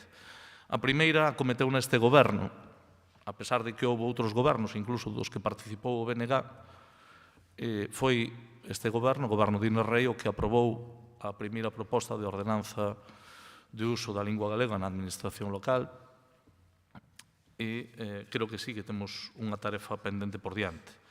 Creo que iso non ten nada que ver ca liberdade individual, de que cada quen fale no que lle peta. A postura do Partido Socialista é unha postura de que as linguas son para entenderse, non para confrontar. As linguas non van de bandeiras, nin de montar performance en plenos, nin en ningún outro sitio, pero hai unha crúa realidade. A lingua propia de Galicia, tal como di o noso Estatuto de Autonomía, é o galego. Habrá os que lle guste e os que non lle guste. E, polo tanto, non sei se tamén queren cambiar eso no Estatuto. Vexo con bastante pena que das poucas cousas que se protexían de forma unánime, que era a Televisión de Galicia, tamén queren que pase a formar parte pois doutro tipo de medio de comunicación, máis alá das cuestións de información política. Creo que estamos diante dunha situación que debería de ser, non sei se revertida, pero desde logo millorada, e vexo con pena que nunca se podan producir debates de fondo que desde logo merecían moito a pena. Este goberno municipal aprobou unha ordenanza que está en vigor e que leva algún tempo que se cumpla, porque non todo o mundo interioriza ao mesmo ritmo as ordenanzas e as normas. Igual que se aceptan outras normas, pois deberían de aceptarse todas. A realidade é que iso, como decía antes, non ten nada que ver coa defensa do uso persoal e individual da lingua que cada un considere oportuno. Creo que estar orgulloso da lingua, das linguas que non son propias, non debería de ser un elemento de confrontación permanente, debería de ser un elemento de entendemento e de unión. Tamén de protección daquelas linguas que teñen menos falantes ou menos uso.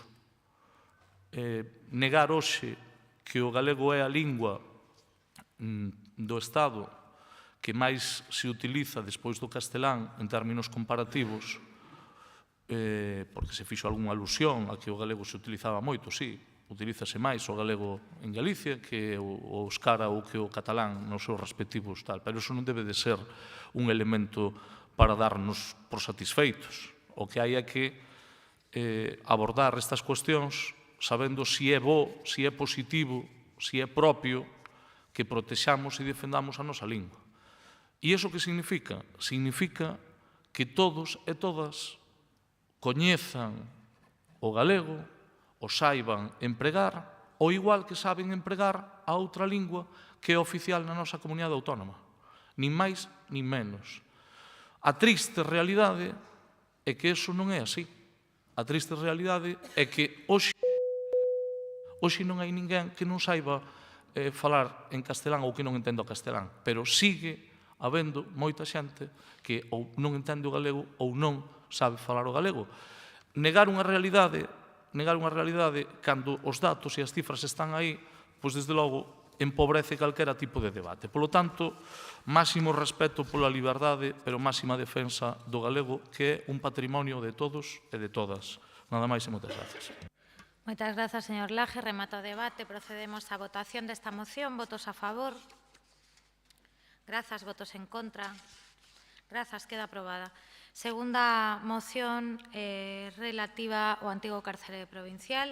Señor Jorquera, ten a palabra. Moitas grazas. En primeiro lugar, tamén quero transmitir un saúdo ás alumnas e alumnos da grande obra da Atocha presentes na tribuna. E centrándome xa na cuestión que agora se debate, nesta moción propoñemos que o Pleno do Concello da Coruña solicite do Goberno Central que renuncie a vía xudicial e se aveña a iniciar unha negociación co Concello sobre o futuro do antigo cárcere provincial. E propoñemos tamén instar o Goberno local a que inicie negociacións co obxectivo de acadar a cesión gratuita deste inmóvel acompañada do compromiso do Goberno Central de contribuir decididamente a súa restauración e rehabilitación. Facemos esta proposta porque a recente sentenza do xulgado de primeira instancia número 5 da Coruña volve poñer o contador a cero para negociar a cesión gratuita do antigo cárcere, nunhas condicións asumíveis para a cidade. O Grupo Municipal do BNG sempre defendeu que o convenio agora anulado por esta sentenza, suscrito polo alcalde Francisco Vázquez, era ilegal, pois os terreos do cárcere pertencían á cidade e foron cedidos para usos penitenciarios, rematados eses usos, debía producirse a súa reversión. Estamos, pois, ante outra das moitas herdanzas envenenadas que deixou esta cidade o, segundo algúns, artífice da primeira gran modernización. E tamén sempre defendimos, como recoñece a sentenza, que mentres a Administración Xeral do Estado, a través da XEPSE, fose titular do antigo cárcere, era esta quen lle correspondía asegurar o seu mantemento e conservación. É necesario lembrar estas cousas porque se non fose polo BNG e outras forzas da oposición, o Concello xa tería pagado 2.300.000 euros pola devolución do cárcere.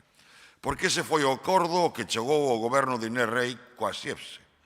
Un acordo para que o Concello pagase, ademais, pola cesión dun edificio case en ruínas, porque non contemplaba ningún compromiso por parte do Estado de tan sequera contribuir á súa restauración e rehabilitación. Conseguir a cesión nunhas condicións idóneas é unha cuestión de vontade política. En Granada, o Estado devolveu o antigo cárcere ao Concello de xeito gratuito. En Soria, hai negociacións avanzadas co Estado para conseguir a súa cesión. E en Oviedo, o antigo cárcere correccional alberga hoxe o Arquivo Histórico de Asturias. Por iso, insistimos, estamos ante unha cuestión que non se ten por que dirimir pola vía xudicial. É posible a cesión se hai vontade política. A cidade da Coruña non pode permitir o estado de degradación dun edificio situado na contorna dun monumento declarado Patrimonio da Humanidade e dun espazo natural de interese local. O edificio do cárcere, pola súa situación, o seu valor arquitectónico e a súa significación histórica, debía de ser un espazo público de primeira orde na cidade da Coruña. Reúne condicións para ser un equipamento sociocultural, un lugar de reivindicación da memoria, pois nel estiveron privados de liberdade centos de presos políticos durante a ditadura franquista. O mesmo para suplir as insuficiencias das instalacións que dan servizo ás persoas que acoden a visitar a Torre de Hércules e a súa contorna, pois pola súa situación reúne tamén condicións para acoller un centro de interpretación da Torre e un centro de atención ás persoas visitantes. Agardo, por tanto, que voten a favor. Moitas grazas. Moitas grazas, señor Jorquera. Turno para o Partido Popular. Señor Rodríguez. Ben, bo día a todos, especialmente aos alumnos que hoxe nos acompañan na tribuna. Abro comiñas. En base ao Regulamento de Organización e Funcionamento das Entidades Locais, pido que se vote individualmente por si caber algún tipo de responsabilidade persoal ou patrimonial desta decisión, dado que afecta ao patrimonio municipal e ten consecuencias. Pecho comiñas. As primeiras palabras hoxe do Goberno municipal neste debate deberían ser para agradecer o voto decisivo deste grupo, hai agora 2 anos, que evitou esa bravuconada do seu voceiro que saíra adiante, porque senón hoxe a súa vergonza sería aínda maior da que xa é. Foi boa cousa rememorar a intervención hai 2 anos do señor Laje, porque a base de tanto escoitalo, a veces esquecemos os soberbias que son as súas intervencións, porque aquela intervención foi realmente soberbia. E non me refiro a soberbia por grandiosa ou magnífica, refiro a soberbia por altiva, fachendosa, arrogante, fatua e fanfarrulleira. Ata tivemos que aturar continuas referencias a Barrio Sésamo. Abro comiñas, isto é así, bastante de Barrio Sésamo, entenderse un é menos que 2 e se 2 é máis que 1, pecho comiñas. E agora preguntámoslle, non, señor Laje, entende vostede se 2,3 millóns de euros son máis ou menos que nada? Porque esta é, señora Rei, a vergonza que non lle puidemos aforrar. Porque se por vostede teríamos pagado 2,3 millóns de euros todos os coruñeses por un edificio ruinoso, construído nunha parcela adquirida hai un século polo Concello para levantar a prisión provincial e que, en consecuencia, perdido ese uso, tería que reverter gratuitamente a Concello. Pero, ao contrario, o Goberno socialista, no 2005, asinou un convenio sen informes previos, sen crédito orzamentario, sen cláusula de actualización, nin de mantemento, que na práctica supoñía pagar 2 veces pola mesma parcela e aínda por riba regalar outra. E daquela choiva viron todos os lodos posteriores. Xa hai 2 anos dixemos que o que tocaba era seguir negociando que o Estado asumira a devolución gratuita da antiga ao cárcere e destinara fondos para a súa rehabilitación, por ser ademais responsable directo das condicións na que se atopa actualmente tras décadas de abandono por completo do máis mínimo mantemento. Sería tamén importante, para acadar este obxectivo, promover o acordo para o seu destino futuro. Nos xa levávamos unha proposta, en parte recollida polo propio señor Jorquera, no noso programa electoral. Di o BNG que a cesión é posible se hai vontade política. Eu engadiría que é posible se hai vontade e peso. A toda agora a vontade deste goberno municipal foi aceptar que había que pagar 2 veces polo que xa era noso e chegar a un acordo lesivo para os intereses da cidade e que nos venderon como, abro comiñas, a sobradamente demostrada capacidade de liderado e negociación da señora alcaldesa. Pecho comiñas. E ata o de agora, o seu peso político foi nulo. Primeiro, para acadar un trato similar ao que tiveron Granada, Soria ou Oviedo. E segundo, para evitar que o Estado recorra a sentencia que abría unha porta a unha solución xusta para a nosa cidade. Imos votar, por suposto, a favor da moción e probablemente asistiremos ao enésimo exercicio de hipocresía deste goberno que con total seguridade tamén o fará. E remato, pero non podemos deixar de denunciar novamente a actitud do BNG. Non sabemos en cal das fases de superación das consecuencias psicolóxicas do seu divorcio co goberno se atopan. Se na de negociación, na ira, na negación, se xa superaron a depresión e avanzan cara a aceptación, pero o único certo é que só o divorcio do goberno non os legitima para vir aquí a instar a que ese goberno que vostedes e co que manteñen un pacto de investidura, faga algo. Non, son vostedes, señores do BNG, os que deben facer algo. Vostedes plantexaron hai un mes neste pleno unha cuestión de desconfianza a este goberno. Vostedes son responsables. No pasado pleno, e remato xa, o señor Jorquera, eu o entendí mal, e por eso me disculpo, o erro foi público, a disculpa tamén debe selo. Vostede, no pasado pleno, o señor Jorquera dixo que, aínda que a Falanxe gobernara en Santiago, non apoiaría nunca un goberno do PP na Coruña. O problema, señor Jorquera, que padecen os coruñeses non é quen goberna en Santiago. O problema, é moi grave, é quen goberna na Coruña gracias ao seu apoio. Máis nada e moitas gracias. Moitas grazas, señor Rodríguez. Turno para o goberno. Señor Laje. Gracias, señora alcaldesa. Perdón, garden silencio na tribuna porque se escoita moitísimo reverbera no salón e os concelleiros están no uso da palabra. Señor Laje. Gracias, señora alcaldesa. Bo día de novo a todos e a todas. Vexo que hai un seguimento puntual da política estatal e un intento de establecer paralelismos entre Junts e o BNG. Non sei se Puigdemont é a señora Queixas, o señor Jorquera, vexo referencias en todas as intervencións calcando incluso pouca originalidade, non repetindo frases que saen nos medios de comunicación, e tamén a mesma contradicción.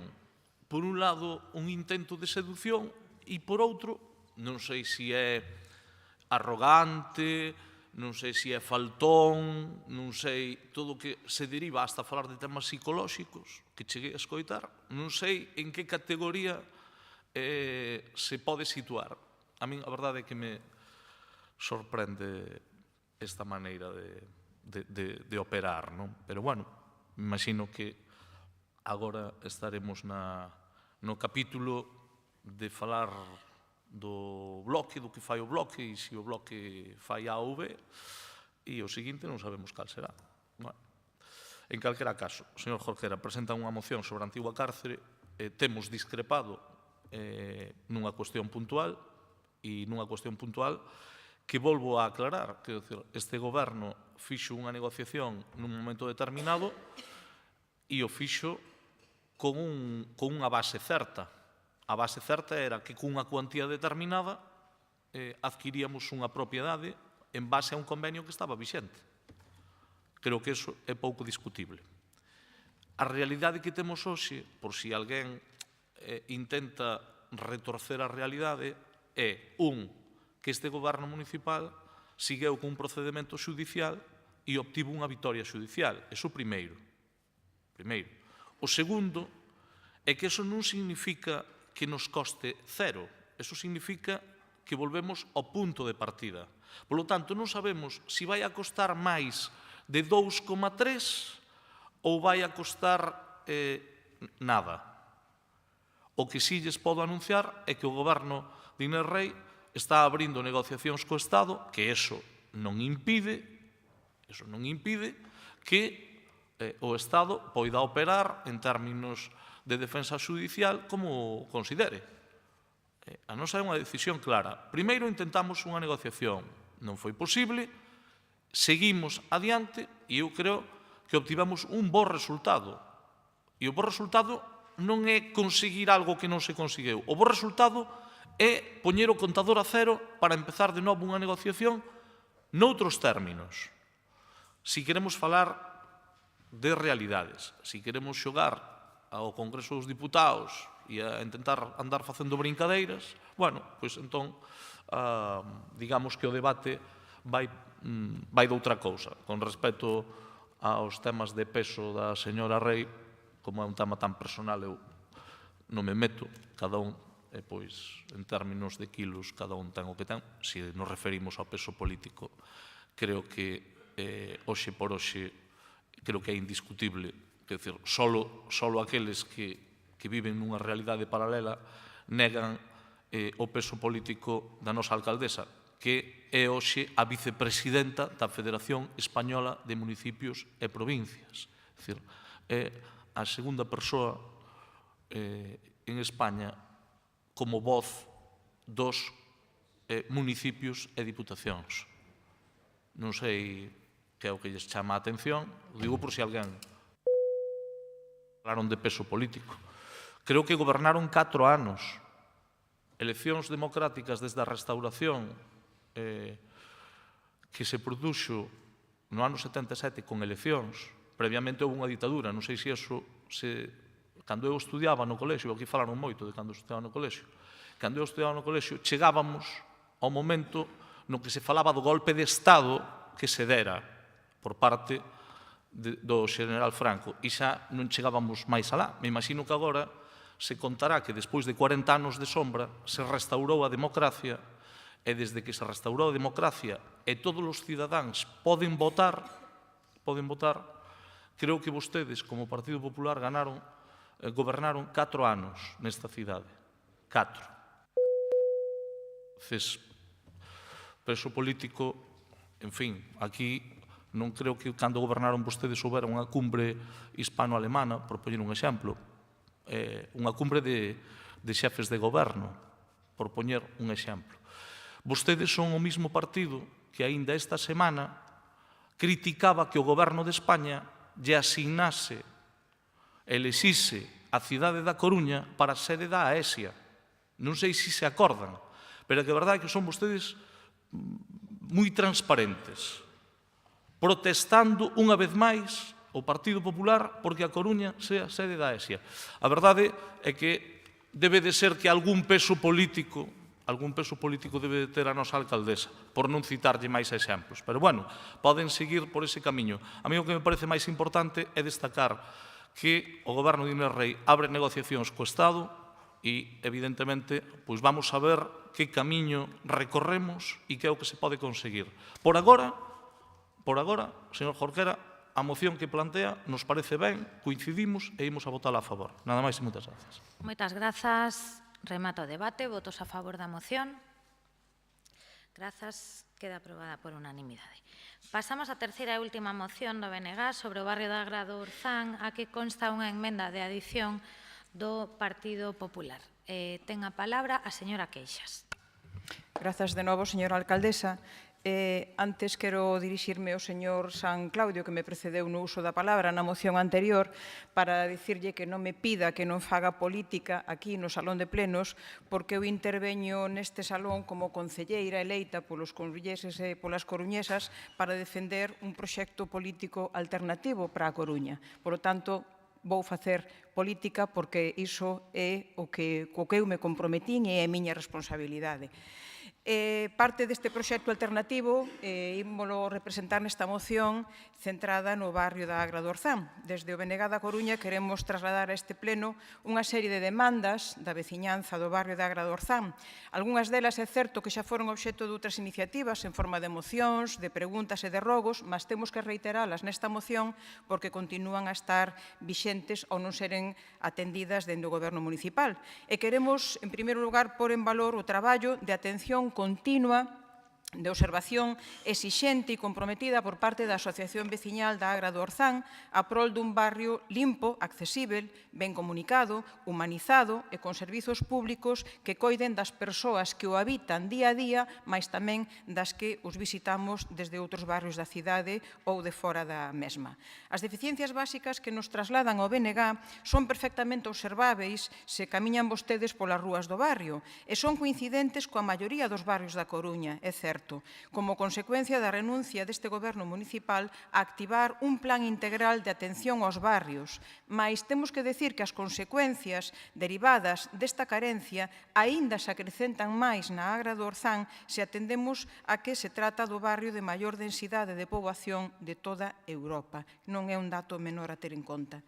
En primeiro lugar, a limpeza viaria do barrio segue a ser moi mellorável, así como a necesidade de repoñer colectores e papeleiras en mal estado. Constatamos como moitas das rúas que conforman a malla do barrio da Agra, nomeadamente as que se afastan das travesías principais, presentan unha sucidade recorrente e insostível que debe ser atendida, insistimos, tendo en conta a enorme densidade do barrio. En segundo lugar, a respecto da mobilidade interna, moitos pasos de peóns, como por exemplo na rúa Francisco Añón ou na rúa Corcubión, presentan un desgaste importante, supoñendo un risco viario tanto para peóns como para condutores. Por iso tamén nesta moción exiximos o repintado de todos eles o antes posível e despois un plan de mantemento constante.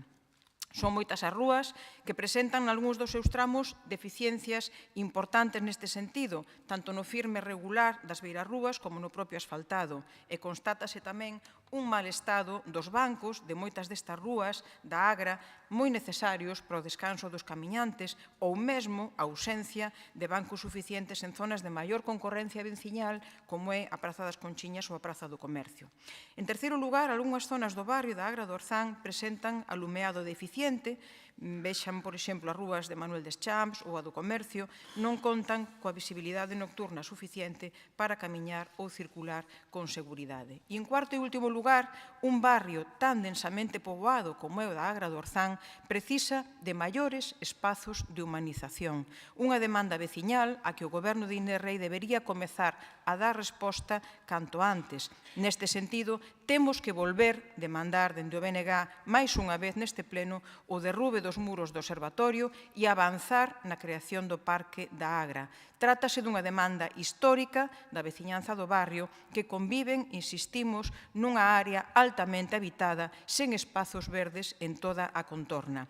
Remato xa, a Agra precisa dun plan de rehabilitación integral que recolla as necesidades do barrio e planifique solucións a curto e a medio prazo.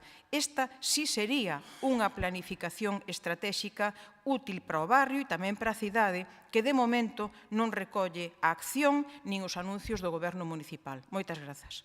Moitas grazas, señora Queixas. Pode pasar, señora Neira. Acepta a emenda do Grupo Popular? Sí. Se incorpora a emenda do Grupo Popular a esta moción e ten a palabra o señor García.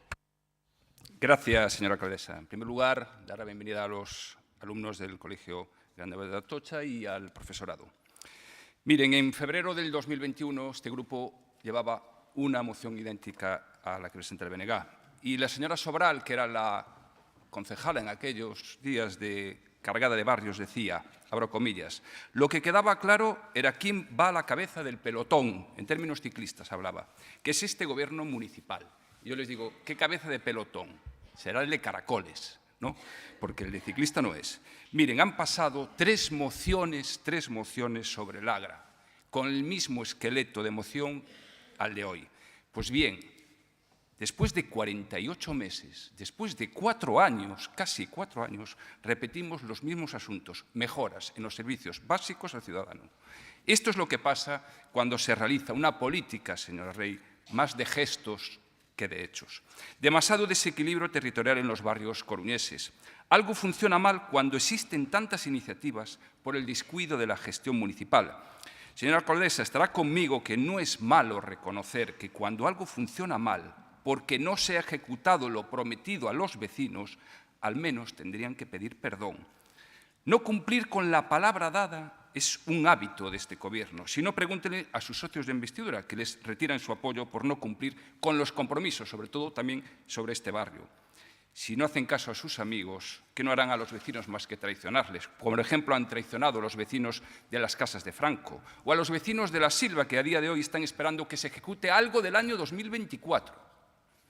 Lo que le reclamamos es mejorar la gestión directa ante los ciudadanos y la alcaldesa, entre los comerciantes de cualquier barrio y la alcaldesa, los que pasean el barrio y la alcaldesa, entre los niños y los jóvenes que pueden practicar actividad física en condiciones adecuadas y la alcaldesa. Por cierto, les solicito que contesten con la mayor celeridad posible a la empresa adjudicataria del contrato del complejo deportivo del Agra, de este barrio, que haya voluntad política, por favor, de solucionar problemas y no de poner palos en las ruedas. En junio del 2023 se ha presentado un estudio de detalle para la reforma de ese complejo. Después de 8 meses se ha aprobado la provisional y están pendientes de la tramitación definitiva para poder dar la licencia de obra. Casi 2 años. Todo lo que ocurre en un barrio tiene incidencia en las familias que lo viven, en su relación social, en la manera de identificarse en el barrio.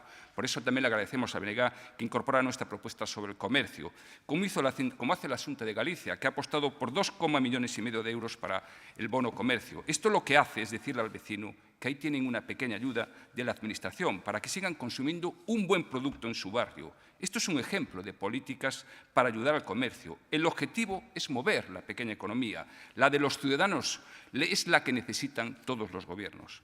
Esto es proponer, es ser proactivos. En definitiva, es gobernar, señores del Gobierno. Si me permiten la expresión, esta remoción de hace 3 años define la falta de proyecto de ciudad. No es que lleguen tarde, es que no llegan nunca. ¿Dónde está el plan director del Agra? Dígaselo a los vecinos, ¿dónde están? Está dentro de su programa electoral. ¿En qué situación se encuentra? ¿En qué fase? ¿Cuál es la consecuencia de esta desidia, de esta parálisis? Pues que tenemos un gobierno que se caracteriza por ni una mala palabra ni una buena acción. Ya nos tienen acostumbrados a los vecinos a no cumplir con sus promesas, con su programa electoral, que es muy importante. Ya lo hemos comprobado en diversas áreas. Por cierto, enhorabuena y mi solidaridad con los trabajadores de la Consejería de Instalaciones Deportivas. De 10 en el escaño de ciudadano. Escuchar al Gobierno. Su contestación no tiene desperdicio, es de vergüenza, de verdad.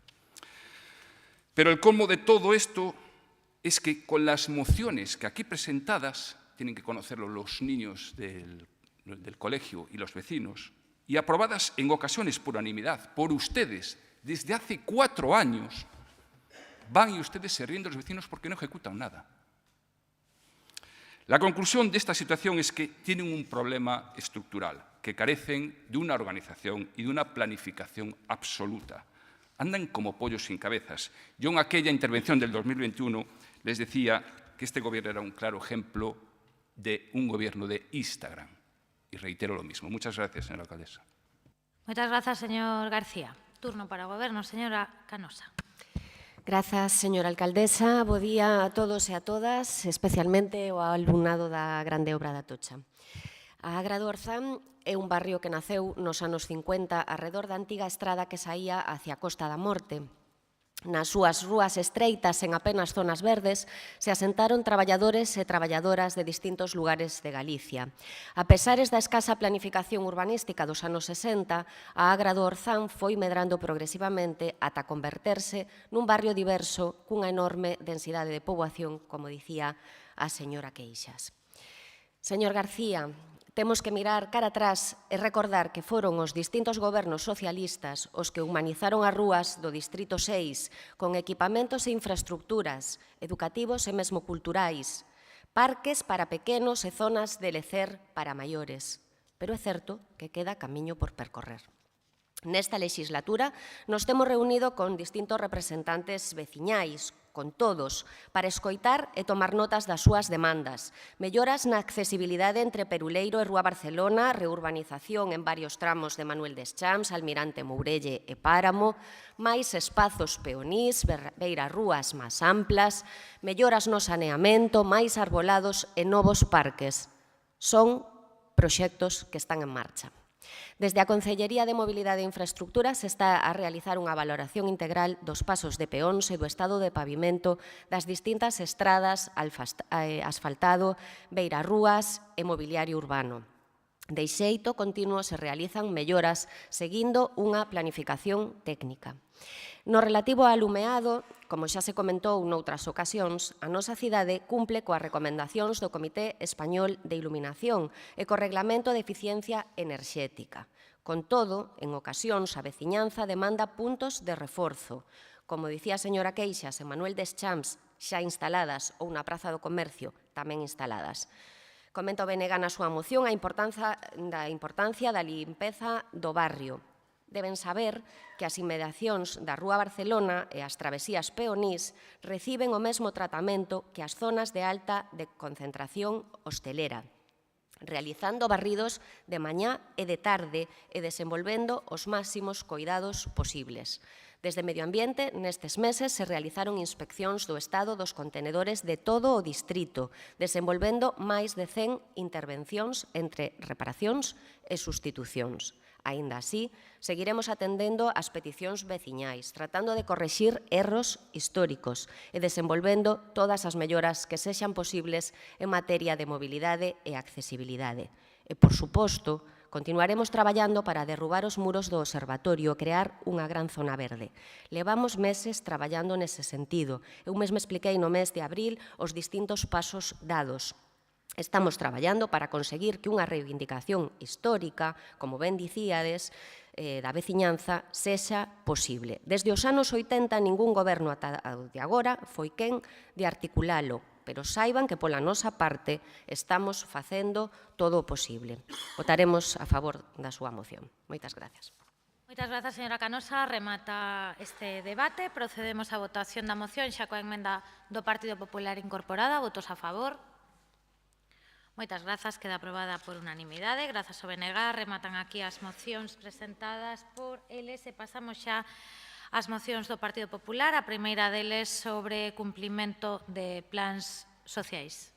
Señora López, ten a palabra. Un momento, por favor. Podes aí, señora Queixas. Sí, adiante. Señora López. Grazas, señora alcaldesa. Bo día a todos e a todas. Bo día aos alumnos da Grande Obra da Atocha. Dende o noso grupo municipal presentamos esta moción coa esperanza de que neste caso, a diferencia de outras ocasións, esta vez si se cumpra, posto que fan falla plans municipais de calidade. Dende o Goberno municipal vense prometendo moitos plans de municipais, non só a cidadanía, senón tamén os grupos municipais aquí presentes. Plans municipais cuxa elaboración nin sequera foi comezada ou cuxa redacción é absolutamente deficitaria e pobre. Comecemos, por exemplo, polo Plan de Saúde Mental, amplamente anunciado nos medios de comunicación e tamén amosado aos diferentes grupos municipais. Miren, debo dicirlles que este plan non é tal. Este plan é simplemente unha mera introducción que contén un mapeo das entidades da cidade que ofrecen servizos relacionados ca saúde mental, mapeo no que nin están todas as que son, nin son todas as que están, e ademais debo dicirlles tamén que este plan non é tal porque carece de elementos tan esenciais como poden ser fases, recursos asociados a ditas fases, orzamentarios e non orzamentarios, poboación diana, cronograma, é dicir, vostedes, ofrecéndolle este plan á cidadanía, venderonlle fume. E agora ninguén sabe que o que foi deste plan e ninguén sabe tampouco se se puxo en marcha ou non e ninguén sabe tampouco se tivera posto en marcha en que punto do desenvolvemento se atopa. Pero falemos agora tamén do Plan de Inclusión Social. Un plan longamente prometido e un plan ansiosamente agardado por todas as entidades. Un plan cuxa posta en marcha formou parte do acordo asinado entre o Partido Socialista e o BNG para o investimento da señora Rei como alcaldesa da cidade e que foi incumprido unha vez máis polo Goberno municipal. Para o Goberno municipal, este plan, e cito textualmente a súa resposta a unha pregunta escrita formulada dende este grupo municipal no pasado pleno ordinario, con respecto ao plan de inclusión social, estase a iniciar un proceso de análise para comenzar a súa elaboración. En resumidas contas, nada de nada. E por último, falarei sobre o plan de accesibilidade. Miren, o pasado 3 de decembro foi o Día Internacional das Persoas con Discapacidade. Ese día, a señora alcaldesa subiu a un palco a través dunha rampla, eso sí, para manifestar o seu compromiso ca accesibilidade universal e ca inclusión. 2 días máis tarde, no acto de acendido das luces de Nadal, esqueceronse vostedes dese compromiso instalando un palco cheo de escaleiras. E vanme permitir unha reflexión que trascende o persoal e que trascende tamén o grupo político ao que cada quen queira pertencer. Miren, non son vostedes conscientes da importancia que tería ver a unha muller con discapacidade sentada na súa cadeira de rodas en calquera palco, en calquera acto deste concello, como un representante máis desta corporación municipal. Non son vostedes conscientes da importancia que tería para un colectivo como é o colectivo de mulleres con discapacidade amplamente discriminado, excluído, esquecido e infantilizado. E, polo tanto, digolle a señora Rei, que agora mesmo non está presente, pero que seguro que me escoitará, que o feminismo non hai que falalo, hai que practicalo. Practicalo con todas as mulleres, sen distinción algunha. Ben, continuando con plan de accesibilidade, decir que non coñece nin o Grupo Acceso Coruña, nin os grupos municipais, nin as entidades. Ademais, digamos que, ademais, segundo vostedes, segundo o Goberno municipal e segundo unha resposta que vostedes deron a unha pregunta escrita polo noso grupo, con respecto ao plan de accesibilidade, esta se inicia un proceso de análise para comenzar a súa elaboración. Unha vez máis, nada. Miren, para que exista inclusión, debe existir accesibilidade universal. Por iso é necesaria a creación deste plan de accesibilidade, que debe ser ambicioso e debe ter calidade e debe construir pouco a pouco e de xeito gradual unha sociedade e unha contorna plenamente accesibles para que todas as persoas poidan disfrutará de xeito libre e autónomo. E tendo en conta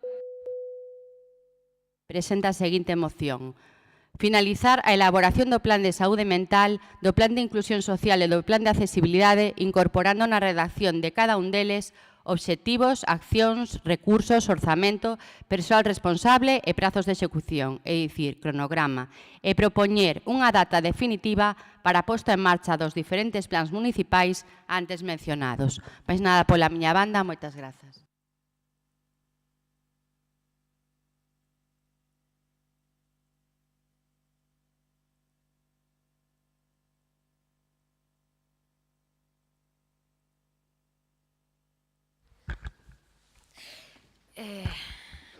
Moitas grazas, señora López. Turno para o BNG, señor Soto. Grazas, señora alcaldesa. Non quero comezar sen saudar o público presente, nomeadamente o alumnado do colexio... Non? Xa non están... Bueno, pois nada. O público presente, sexa alumnado ou non, a prensa que nos segue. Ben, Fernando Pessoa publicou hai pouco máis de 100 anos unha novela curta que leva por título Banqueiro anarquista. Nela desenvólvese un diálogo entre un banqueiro de éxito e un amigo seu, arredor das conviccións políticas do primeiro. Así, ante o receo do amigo, o banqueiro proponse demostrarlle que el non só segue sendo anarquista, senón que é o máis consecuente dos anarquistas. Pouco a pouco, o banqueiro vai explicando como o seu percorrido vital como membro das élites financeiras non é máis que o cumprimento escrupuloso e concienzudo dos seus ideais anarquistas. A obra é, por suposto, unha sátira en forma de brincadeira ao lector. Preguntaránse vostedes por que falo hoxe disto aquí. Pois porque creo que esta moción do PP participa do mesmo xénero literario. Vostedes con esta moción queren facernos crer que teñen un interese real polas políticas sociais, cando en realidade na Xunta viran teimosamente as costas fronte a estes problemas. Por exemplo, hoxe vostedes piden aquí máis atención á saúde mental, pero, mentres tanto, a taxa de psicólogos clínicos na sanidade pública galega é case 6 veces menor que a media europea. Por iso, apenas en abril deste ano, a Asociación de Psicólogos Clínicos do Sergas anunciaba que as listaxes de espera para a atención psicolóxica estaban demorando ata 14 meses nalgúnha zona. Por iso, o seu goberno tivo a este país 5 anos en un plan galego de saúde mental e, por iso, o cumprimento actual do plan galego é tan insuficiente que no Ecuador do mesmo non se leva investido nin a cuarta parte do previsto. Todo isto poderá quedar nun simple peloteo deses os que nos teñen acostumados entre a Xunta e o Concello, como coa declaración de zona tensionada. Pero é que isto, en realidade, vai para alén. Porque vostedes saben que as competencias en materia de sanidade son da Xunta. Así se establece no reparto competencial desta Constitución e dese Estatuto de Autonomía que vostedes din defender, pero que descoñecen continuadamente. En fin, que se teñen vostedes unha preocupación auténtica pola saúde mental e creen que debe ser un dereito e non un luxo únicamente ao alcance de quen o poda pagar, non deben vostedes presentar unha moción na Coruña, senón pasarlles os recados aos compañeiros e compañeiras da Consellería de Sanidade en Santiago de Compostela. Sobre a Estrategia Galega de Inclusión Social podemos dicir o mesmo que din vostedes do Plan Local de Saúde Mental da Coruña. É palmariamente insuficiente. Fíxense, hai 10 anos a taxa de risco de pobreza en Galiza era, segundo o INE, de 15,4%. Hoxe esa taxa é de 19,4%, exactamente un 5% máis de persoas en risco de pobreza. Ese é o balance de 12 anos do goberno do PP en Galiza. En fin, queren vostedes presentar unha moción sobre cumprimento dos plans sociais e esquecen falar da primeira moción deste mandato en que se aprobou instar o goberno local a elaborar un plan de saúde pública para abordar a problemática do consumo de drogas na cidade. Daquela votaron vostedes a favor, igual que o PSOE. Daquela louvaron vostedes a propostas, igual que o PSOE. Pero agora esquéceselles, igual que o PSOE. Que agora di que non vai redactar ese plan porque queda por fora das súas competencias. Así que xa ven, discuten vostede moito, con formas ás veces impropias desta institución, pero no fondo non son vostedes tan diferentes. En canto ao goberno en minoría do PSOE, volvemos a reiterar aquí o que levamos facendo nos últimos plenos. Póñanse vostedes a traballar. Seguimos en plan de inclusión social, seguimos en plan de accesibilidade, seguimos en plan de saúde pública e publicitan vostedes un plan contra a soidade non desexada do que non atopamos ningún resquicio. Esta cidade necesita moito máis que grandes eventos e infraestructuras. Necesita que o Concello coide do benestar da súa veciñanza. A veciñanza necesita un Concello, en fin, que garanta que as persoas con mobilidade reducida podan acceder e desplazarse con seguridade en igualdade de condicións que o resto das persoas pola vía edificios públicos. Un Concello que se preocupe por dar unha segunda oportunidade as persoas que sofren a exclusión social. Un Concello que traballe pola prevención da drogodependencia, que tantos estragos causa nas persoas afectadas e nas súas familias, e que tanto dá na sociedade no seu conxunto.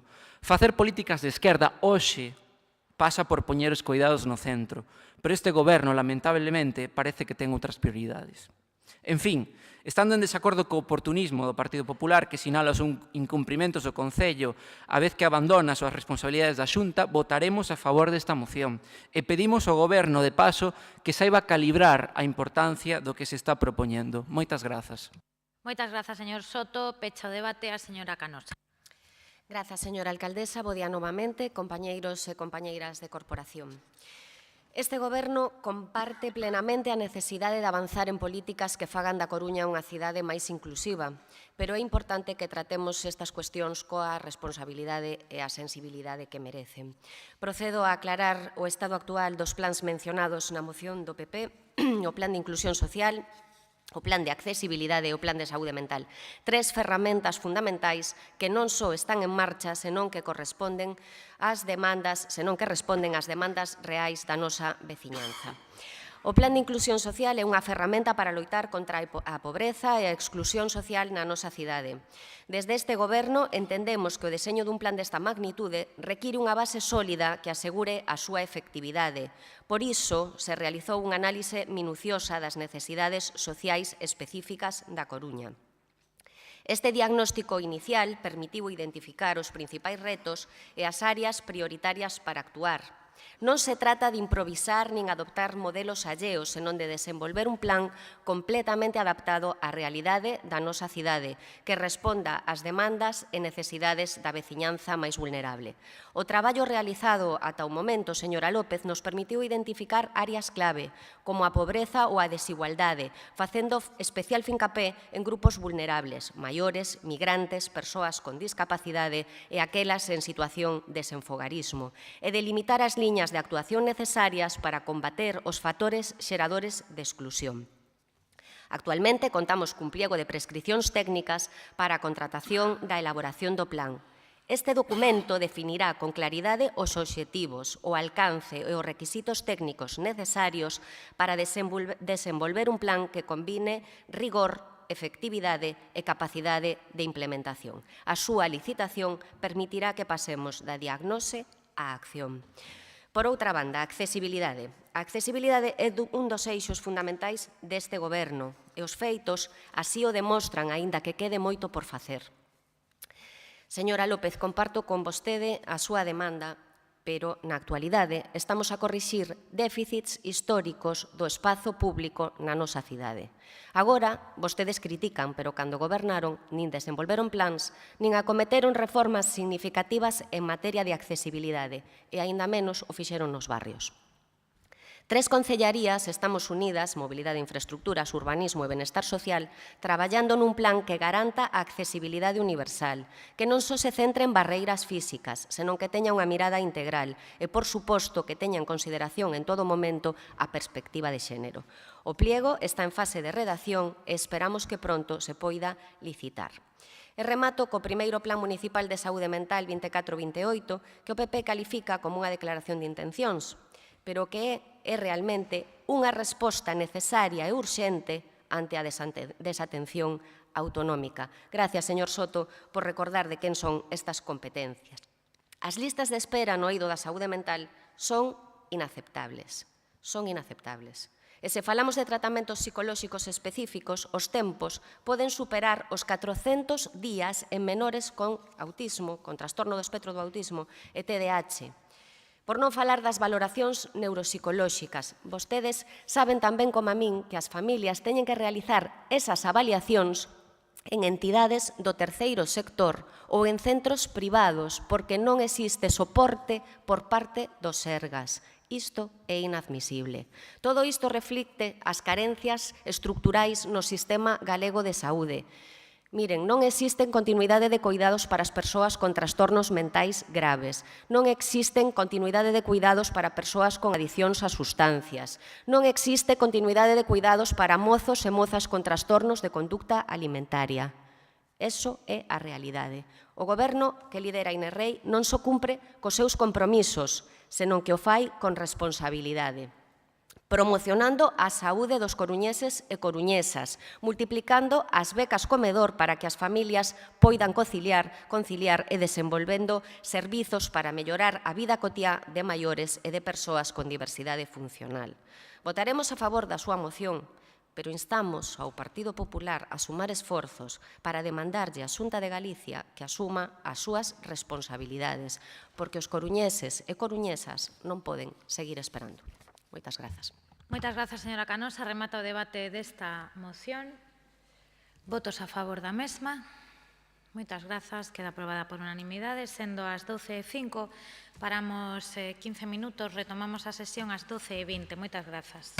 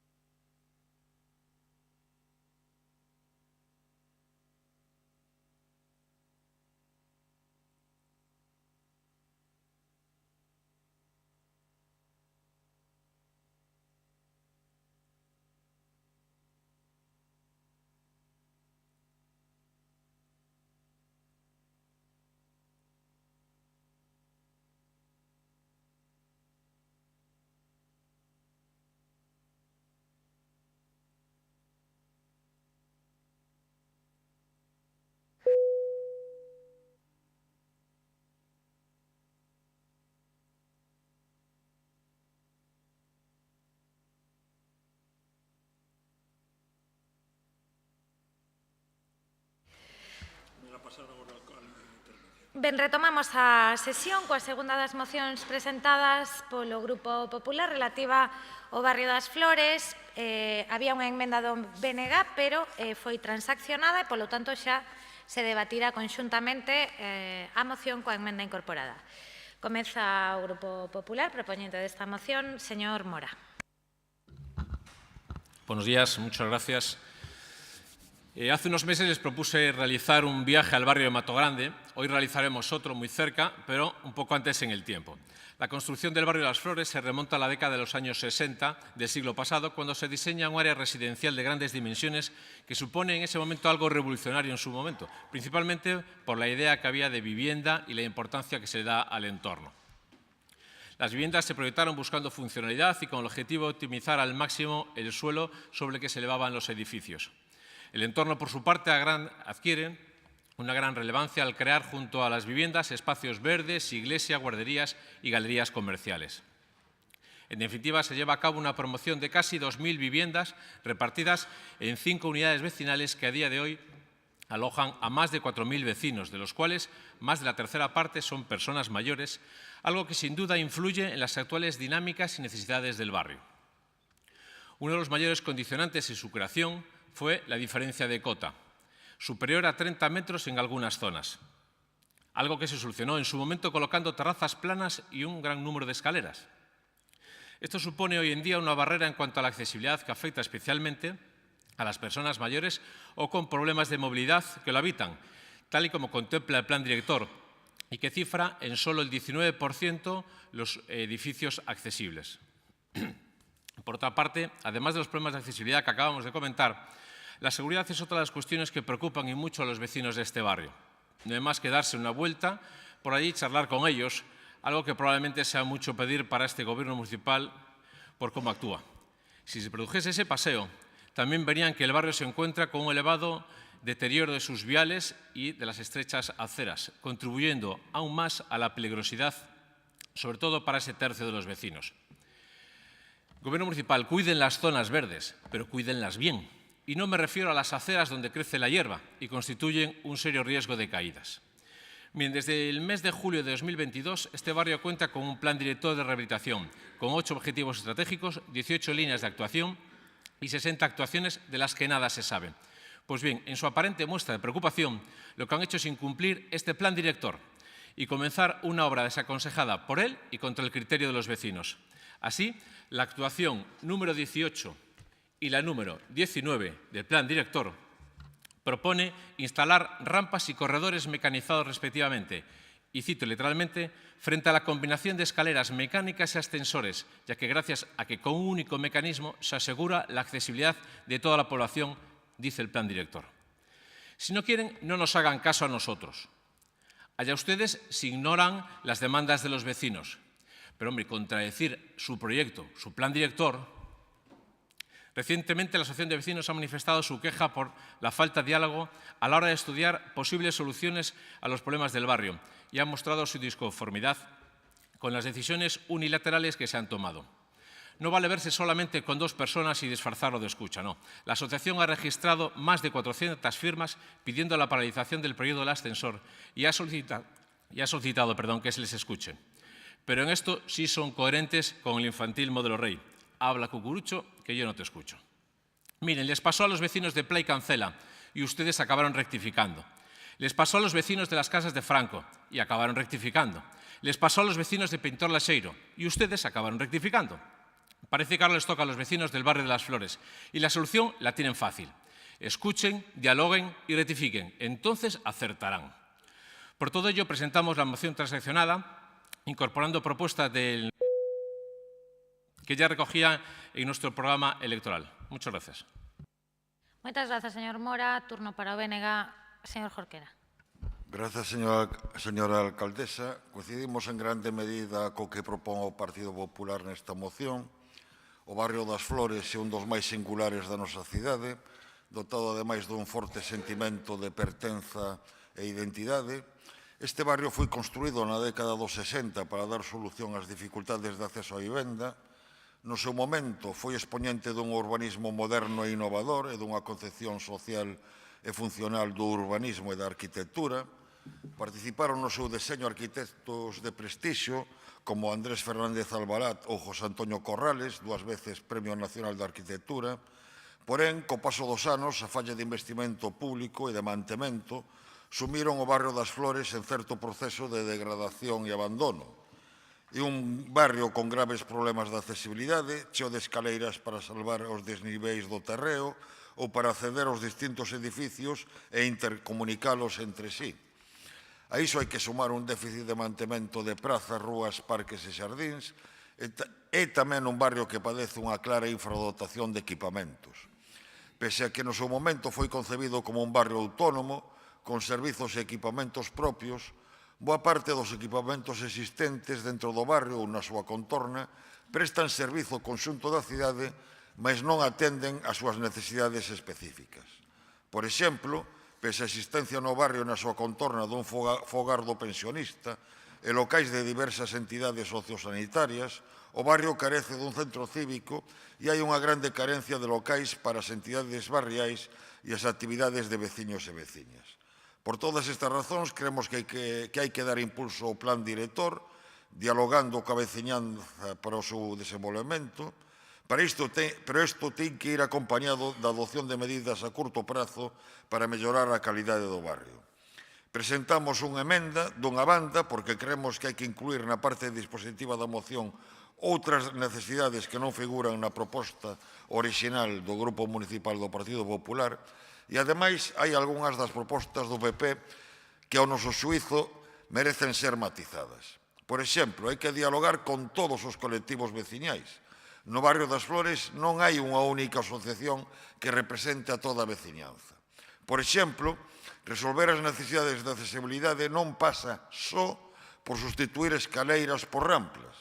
Hai veciños con problemas de mobilidade que viven recluídos nas súas vivendas por careceren de ascensor. Por exemplo, non temos problema en solicitar que haxa máis presenza da policía local, que é o corpo sobre o que ten competencias o Concello da Coruña. Mas parécenos excesivo facer un chamado xenérico a reforzar a presenza de efectivos policiais. Señoras e señores do PP, señor Mora, eu que vivo perto do barrio das Flores e visito moitas veces, asegúrolle que o barrio das Flores non é Obrons. Estas son as razóns que fundamentaban a emenda presentada polo BNG, mas en calquera caso chegamos a unha transacción co grupo propoñente e, por tanto, imos votar a favor desta proposta de transacción. Moitas grazas. Moitas grazas, señor Jorquera. Turno para o Goberno local. Señora Sobral. Gracias, señora alcaldesa. Quisiera empezar adelantando nuestro voto favorable a esta moción, ya que todo lo que nos piden ya se ha hecho o está en proceso. No estamos de acuerdo en absoluto sobre lo que exponen de que no ha habido comunicación, ya que precisamente en el barrio de las Flores se hizo un esfuerzo muy importante en materia de participación ciudadana y vecinal con el plan director, al cual fueron invitadas a participar todas las asociaciones del barrio y quien no estuvo fue porque no quiso. En cualquier caso, siempre estamos abiertos al diálogo y a explicar el proyecto a todo aquel que lo solicite. Todas las actuaciones recogidas en el plan director cuentan, por lo tanto, con el respaldo de un importante proceso participativo. El Plan Director de Rehabilitación Integrada del Barrio de las Flores es el instrumento para la regeneración urbana del barrio y planificará, entre otros temas de carácter social, económico y cultural, las acciones de mejora en el entorno urbano y en el espacio público. El plan de acción, definido por el plan director, recoge diferentes objetivos estratégicos entre los que se encuentra la mejora del espacio público, para el cual se desenvuelven 4 líneas de actuación. Mejoras de la accesibilidad y seguridad, mejoras en la movilidad sostenible y la calidad del espacio público, reordenación de aparcamientos y dotación de áreas funcionales. Tras un primer análisis del estado actual del ámbito para detectar la problemática que le afecta, se concluyen los siguientes aspectos: existencia de barreras arquitectónicas que limitan la accesibilidad peatonal, la permeabilidad del barrio y la conexión del entorno es deficiente, pavimentos en mal estado, redes municipales de saneamiento y pluviales unitarias y obsoletas, elementos de protección peatonal inexistentes o no adaptados y alumbrado público deficiente. Con estos objetivos definidos por el plan director, presentamos el proyecto a los fondos europeos convocados por el Gobierno del Estado en el marco del Plan de Vivienda. Por cierto, primera convocatoria en que la Xunta pone 0 euros en la mejora de la accesibilidad y eficiencia energética de los barrios delimitados. Conseguimos 6 millones de euros, de los cuales 3 serán para el barrio de Las Flores. En el marco de esta convocatoria y buscando mejorar la accesibilidad, tal y como se habló con los vecinos, se delimitan 2 zonas sobre las que actuar. El ámbito de la calle Castaños y Fresnos, que comunica Avenida de Monelos con Camilo José Cela, zona de mayor pendiente del barrio, y entre las calles Petunias y Camelias. Este primer proyecto, financiado con los fondos del Plan de Vivienda, se centró en esta última zona, donde se invertirá más de 1 millón de euros en mejorar, como pide la moción, viales, aceras, accesibilidad de viviendas y, a mayores, uno de los parques infantiles del barrio. Se ejecutarán 10 rampas y un ascensor para hacer accesibles 3 bloques y un grupo de viviendas unifamiliares, además del parque infantil. Este proyecto no será el único que se ejecute con estos fondos. En las anualidades siguientes se realizará la mejora de accesibilidad del eje Castaño-Fresnos, tal y como está previsto en el Plan Director, un proyecto para el cual es necesario contar con las obras de la red de saneamiento perimetral del barrio ya finalizadas, obras que se pusieron en marcha en el mandato pasado por parte del Servicio de Infraestructuras y que continúan ejecutándose con la finalidad de dotar de red de pluviales y fecales separadas en todo el barrio. No está siendo esta la única actuación de mejora de la accesibilidad que se hizo en el barrio, ya que en el mandato pasado se mejoró la accesibilidad en la Plaza de los Pinos con unas nuevas rampas y ya está en marcha las rampas y la nueva pasarela de la Plaza de Castaños. También se dotó de barandillas y se mejoró la seguridad de la movilidad peatonal en la acera perimetral al barrio que comunica la Avenida de Monelos con Mato Grande. Sobre el refuerzo policial que piden en la moción, ya se han intensificado los patrullajes, incluso patrullajes en motocicleta por resultar más idóneas para llegar a cualquier punto del barrio, tras la reunión mantenida desde la Concejalía de Seguridad Ciudadana con la plataforma Barrio de las Flores en el mes de junio. Por todo esto, reitero nuestro voto favorable. Muchas gracias. Moitas grazas, señora Sobral. Procedemos á votación desta moción, onde xa, como comentaba, estaba transaccionada a enmenda. Votos a favor. Grazas, queda aprobada por unanimidade. Terceira e última moción do Partido Popular sobre cumprimento das mocións. Señor Lorenzo, ten a palabra. Gracias, señora alcaldesa. Bueno, hoy traemos aquí para su consideración, y espero que para su aprobación, una moción que habla de las mociones, de las cantidades de mociones que se han presentado en este concello, de la cantidad de mociones que se han aprobado por parte de este pleno municipal, muchas de ellas por unanimidad, y que luego no se cumplen. Que yo recuerde, ahora cambió la cifra, a día de hoy o en este momento el Partido Popular ha presentado 45 mociones. De esas 45 mociones, 30 a día de hoy, porque estas dos que se han aprobado ahora, han sido también aprobadas por el Partido Socialista. Nuestra pregunta es, ¿qué cumplimiento están haciendo ustedes de estas mociones que aprueban? Porque las presenta el Partido Popular. Ya digo, la presenta el Partido Popular porque nosotros recogemos lo que nos dicen los vecinos. Estas mociones es producto de nuestro trabajo con las asociaciones, con las instituciones, con los vecinos en la calle, que nos hacen reclamaciones que nosotros trasladamos al Pleno a través de mociones, muchas de ellas de barrios. Ustedes levantan la mano, la aprueban, nosotros a los vecinos le trasladamos que la moción fue aprobada incluso por unanimidad, y resulta que nos encontramos que después los vecinos le creamos una expectativa, una ilusión de que se va a hacer y ustedes no hacen nada. Bueno, a veces sí. A veces sí. La verdad que hoy, yo lo comenté antes, que me quedé muy asombrado que una moción del Bloque Nacionalista Galego que se aprobó el mes pasado, en el pleno pasado, hoy traigan ustedes aquí el acuerdo que contenía la moción para que se apruebe en el pleno respecto a la modificación puntual del Plan General en as Percebeiras.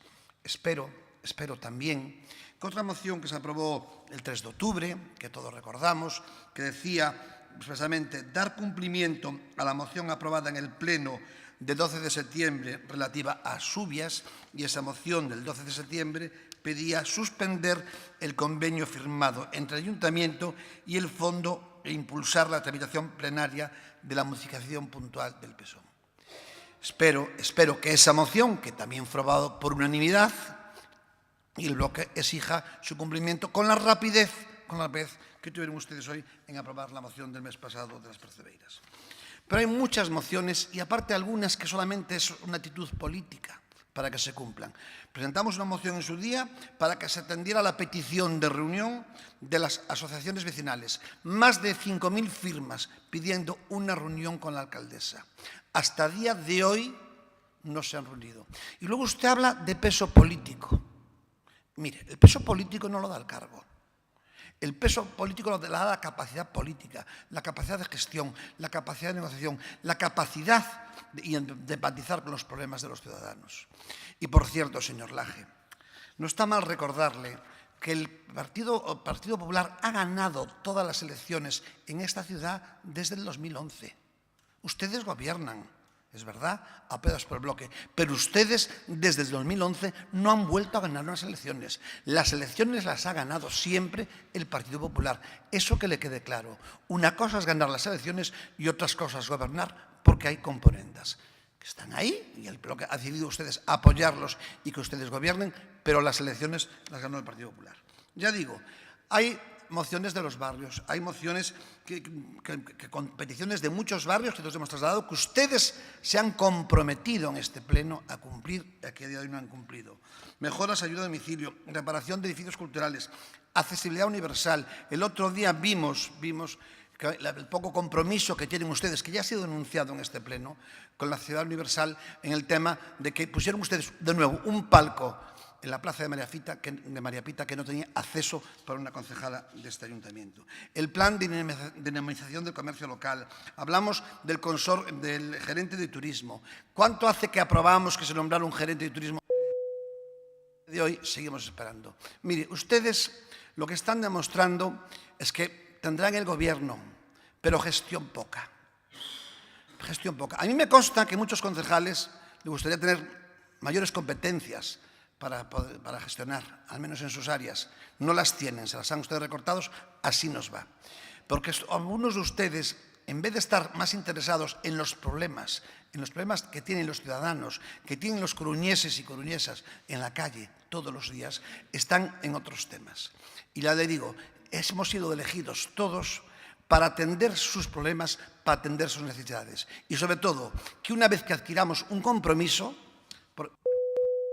parte de este gobierno municipal, tienen ustedes la obligación de cumplirlo. Por eso, presentamos esta moción, para que cumplan ustedes las mociones que fueron aprobadas por ustedes en este pleno y que fueron presentadas por el Partido Popular en nombre de todos los ciudadanos. Muchas gracias. Muchas gracias, señor Lorenzo. Turno para o BNG, señor Jorquera. Señor Lorenzo, eu non vou aquí a criticalo por vir ao Concello a facer política, porque vostede é político, como é político o señor San Claudio. Iso sí, vostede fala de componendas, non sei se houve unha componenda en Extremadura onde o PP non gañou as eleccións, pero goberna froito dun acordo con Vox. Ou se houve unha componenda en Valladolid onde o PP non gañou as eleccións, pero goberna froito dun acordo con Vox. E así poderíamos seguir. Mais centrándonos na cuestión que agora se debate. Na exposición de motivos desta moción, vostedes fan un repaso das mocións que presentaron desde o inicio de mandato que resultaron aprobadas e as que non se deu cumprimento. Pois, señor Lorenzo, teña a seguridade de que o BNG podería facer o propio. Sen ir máis lonxe, vimos neste mesmo pleno de aprobar unha moción relativa ao antigo cárcere provincial. Xa se aprobaran a iniciativa do BNG, iniciativas relativas ao cárcere en outubro de 2019, decembro de 2020, xaneiro de 2023, con contidos semellantes a que vimos de aprobar. Certo que estamos a falar do anterior mandato, pero xa gobernaba o Partido Socialista, e ademais no acordo de investidura, suscrito entre os grupos do PSDG, PSOE e o BNG, agora sí, no inicio deste mandato, figuraba expresamente o compromiso de iniciar unha nova negociación sobre o antigo cárcere da Coruña. Pero nós, de momento, tamén seguimos agardando. Tamén, dado que se acaba de debatir unha moción sobre o barrio das Flores, en marzo de 2021 aprobouse, a iniciativa do BNG, unha moción sobre a atención ás necesidades deste barrio. E moitos dos puntos que se aprobaron non se levaron a cabo. Podería poñer moitos máis exemplos. Por citar un só, en decembro de 2020 o Pleno aprobou por unanimidade a creación do Consello Económico e Social. Foi unha proposta que trasladamos en forma de moción ao Pleno despois das achegas que nos trasladaron distintos axentes sociais. É certo que, de novo, estamos a falar do anterior mandato, pero, como lembrei antes, xa gobernaba o Partido Socialista. E, ademais, no acordo de investidura suscrito, no inicio deste mandato, figuraba expresamente o compromiso de proceder á súa creación no curto prazo, compromiso que se reiterou no acordo político suscrito entre os grupos municipais do PSDG, PSOE e BNG para a aprobación do proxecto de orzamentos para este ano 2024. Mais tamén neste asunto, como noutros, seguimos agardando. Se falamos de mocións aprobadas, é certo que o que fan é expresar unha vontade política, pero regulamentariamente non son de obrigado cumprimento, non son acordos resolutivos. Pero se se aproba unha proposta, o lóxico é que non fique esquecida no baúl de los recuerdos de Karina, e se non se lle dá cumprimento, cando menos o mínimo exixible sería que se expliquen as razóns. Como xa temos dito en moitas ocasións, é bo chegar a acordos, pero de nada vale acordar se logo non se dá cumprimento ao acordado. Polas razóns devanditas, imos votar a favor desta moción. Moitas grazas. Moitas grazas, señor Jorquera. Pecha o debate o señor Laje polo Goberno local. Grazas, señora alcaldesa. Bo día de novo a todos e a todas. Señor Lorenzo, adiantolle que imos a votar a favor da súa proposta que di que insta o Goberno a cumprir as mocións que recollen peticións e propostas e que se visiten os barrios e que se manteña a reunión cos veciños e cas asociacións. Neste mandato, vostede dou unha cifra parcial sobre o que fixera o seu grupo, que nada teño que decir. Si debo de informar que levamos debatido neste mesmo salón de plenos un total de 85 mocións, das cales 77 saíron aprobadas e 58 delas por unanimidade. Creo que falan ben ás claras da capacidade de diálogo do Goberno de Inés Rei e tamén da capacidade para chegar a consensos. Creo que tamén é importante destacar o fío desta iniciativa que se abordaron 92 asuntos na parte resolutiva dos plenos, é dicir, a que ten forza legal e a que debe de ter un sentido cumprimento tendo en conta a normativa vixente. Dos 92 asuntos debatidos, 91 tamén saíron adiante. Creo que demostra, unha vez máis, que o diálogo dá os seus froitos. Vale, polo tanto, creo que son datos importantes que falan da transparencia e da búsqueda de diálogo e de consensos. Tamén é certo que responden á aritmética do conxunto da corporación, onde agora hai 3 grupos, no pasado mandato había uns cuantos máis, e creo que se algo destacou este goberno foi por ser capaz de entenderse con uns e con outros. Creo que nada ten que ver co exemplo do mandato 2011-2015, cando o señor Lorenzo era concelleiro con responsabilidades de goberno e cando raramente se debatía sobre algunha moción, porque tanto o señor Lorenzo como o resto dos seus compañeros de partido impedían esos debates de xeito sistemático. Bueno, exercían a maioría e a exercían sin recoller seguramente unha boa parte desas propostas, non? En calquera caso, creo que estamos diante dun escenario onde debemos de recordar, como decía o señor Jorquera, que as mocións expresan unha vontade, un desexo de actuacións e de un proceso de escoita, non? Todas aquelas propostas que se achegan por parte dos grupos da oposición son tidas en conta. Despois hai outro instrumento fundamental, que é a capacidade de ordenar, de planificar e de asignar recursos, que iso tamén o fai o Pleno, con capacidade normativa a través dos orzamentos. Evidentemente, expresar desexos, expresar unha vontade de cousas que se queren facer, está ben. Polo tanto, eu creo que o que non se debe de confundir nunca, é dicir, o Goberno e o Grupo Municipal Socialista, cando concordan co espírito, aínda que non se esa literalidade, cando ven que hai unha preocupación sobre calquera dos barrios da cidade, polo xeral manifestamos un grau de coincidencia bastante elevado. A asignación de recursos, que non son infinitos, que son finitos, o orden de prioridades, pois establece a través de outros instrumentos normativos, como sabemos todos. Por lo tanto, evidentemente, se expresan desesos, pero hai que recordar que as mocións non teñen forza de lei, é dicir, expresan unha vontade. E despois están os acordos, acordos que teñen un grado de cumplimento nun caso total, noutro parcial, e, como xa teño dito noutras ocasións, imos dando pasos para que todos aqueles acordos aos que se teñen chegado poidan verse cumpridos. Tamén entendemos que os grupos sean exixentes, que formulen iniciativas para instar a celeridade, a agilidade desos acordos, pero en ningún caso este goberno lle dou as costas a ningún acordo que se teña chegado. Creo que é importante destacar a vontade expresada nese sentido e, polo tanto, creo que estamos diante pois tanto de acordos na parte resolutiva, recordar de 92 debatidos, 91 aprobados, na parte das mocións, dos desesos, 85 debatidas, dos cales 77 foron aprobadas, e unha parte moi sustancial das mesmas, incluso por unanimidade, co cal, creo que tamén demostra que este salón de plenos goza de boa saúde democrática e que hai un diálogo fluido e tal. Despois, é lógico que o goberno defenda a súa actuación e a oposición pois critique todo aquilo que non lle gusta. Forma parte do xogo democrático. Nada máis e moitas gracias. Moitas grazas, señor Laje. Votos a favor da moción. Moitas grazas, queda aprobada por unanimidade. Pasamos xa ás preguntas de resposta oral. Primeira pregunta do BNG sobre mobilidade. Señora Beira.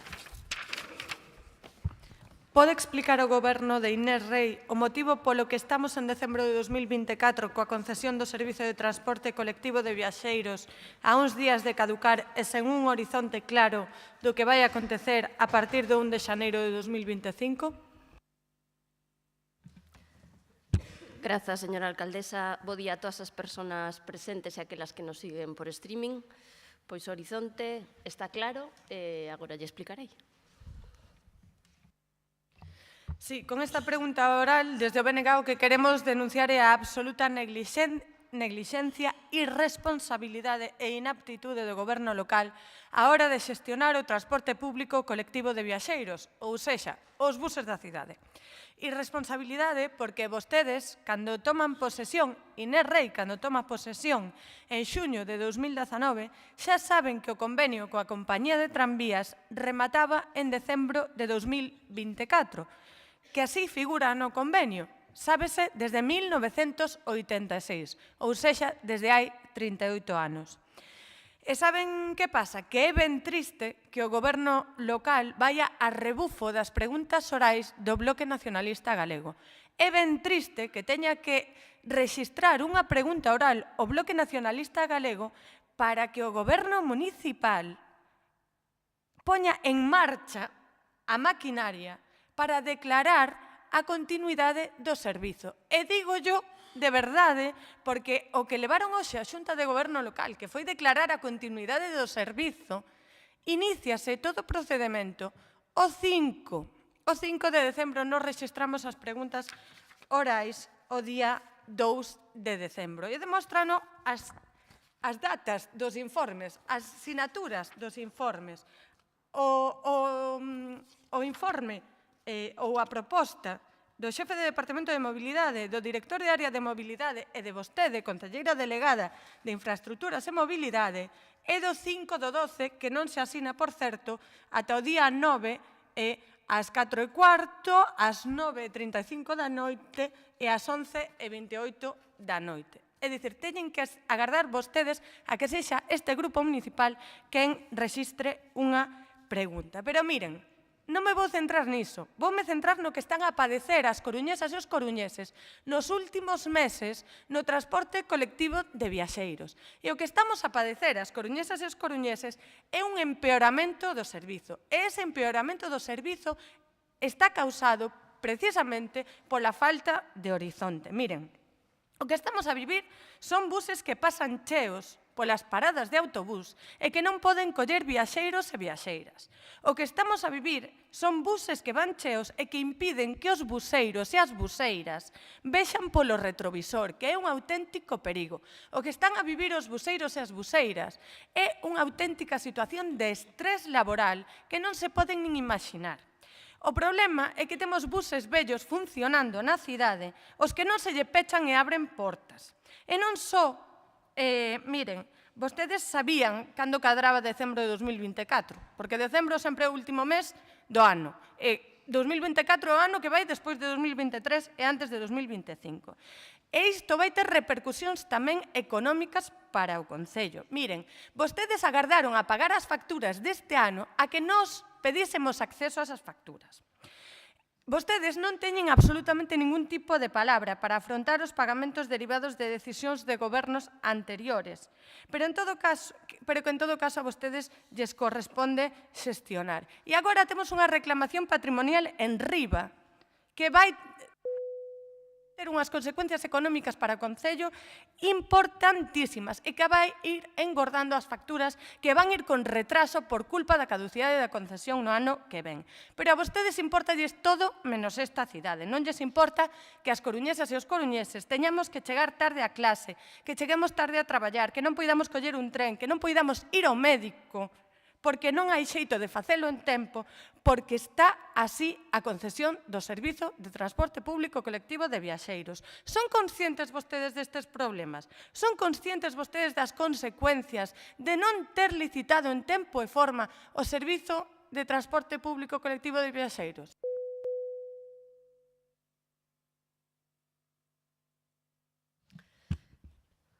Grazas, señora alcaldesa. Ben, pois como comenta, efectivamente, na Xunta de Goberno desta mañá vimos de aprobar precisamente esa prórroga da concesión do Servicio de Transporte Colectivo a partir do 1 de xaneiro. A verdade é que me parece un pouco egocéntrico pensar que isto é un revulsivo pola súa pregunta. O sea, pero bueno, está ben fantasear, pero ben. Tamén prorrogamos o contrato de suministro de tarxetas cidadás e xa temos a proposta de adxudicación do estudo técnico integral sobre o transporte público urbano da Coruña, que será adxudicado nos próximos días.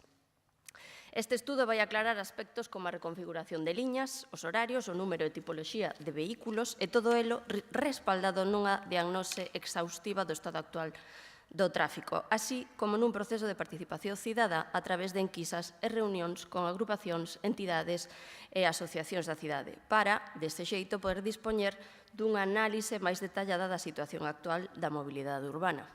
Dito isto, a finalización da concesión do servizo de transporte témola que ver como unha gran oportunidade. Hai que aproveitar a ocasión para mellorar un servizo que se ven prestando con éxito, a pesares do que di, desde fai moitos anos, e que ten unha valoración cidadá moi positiva.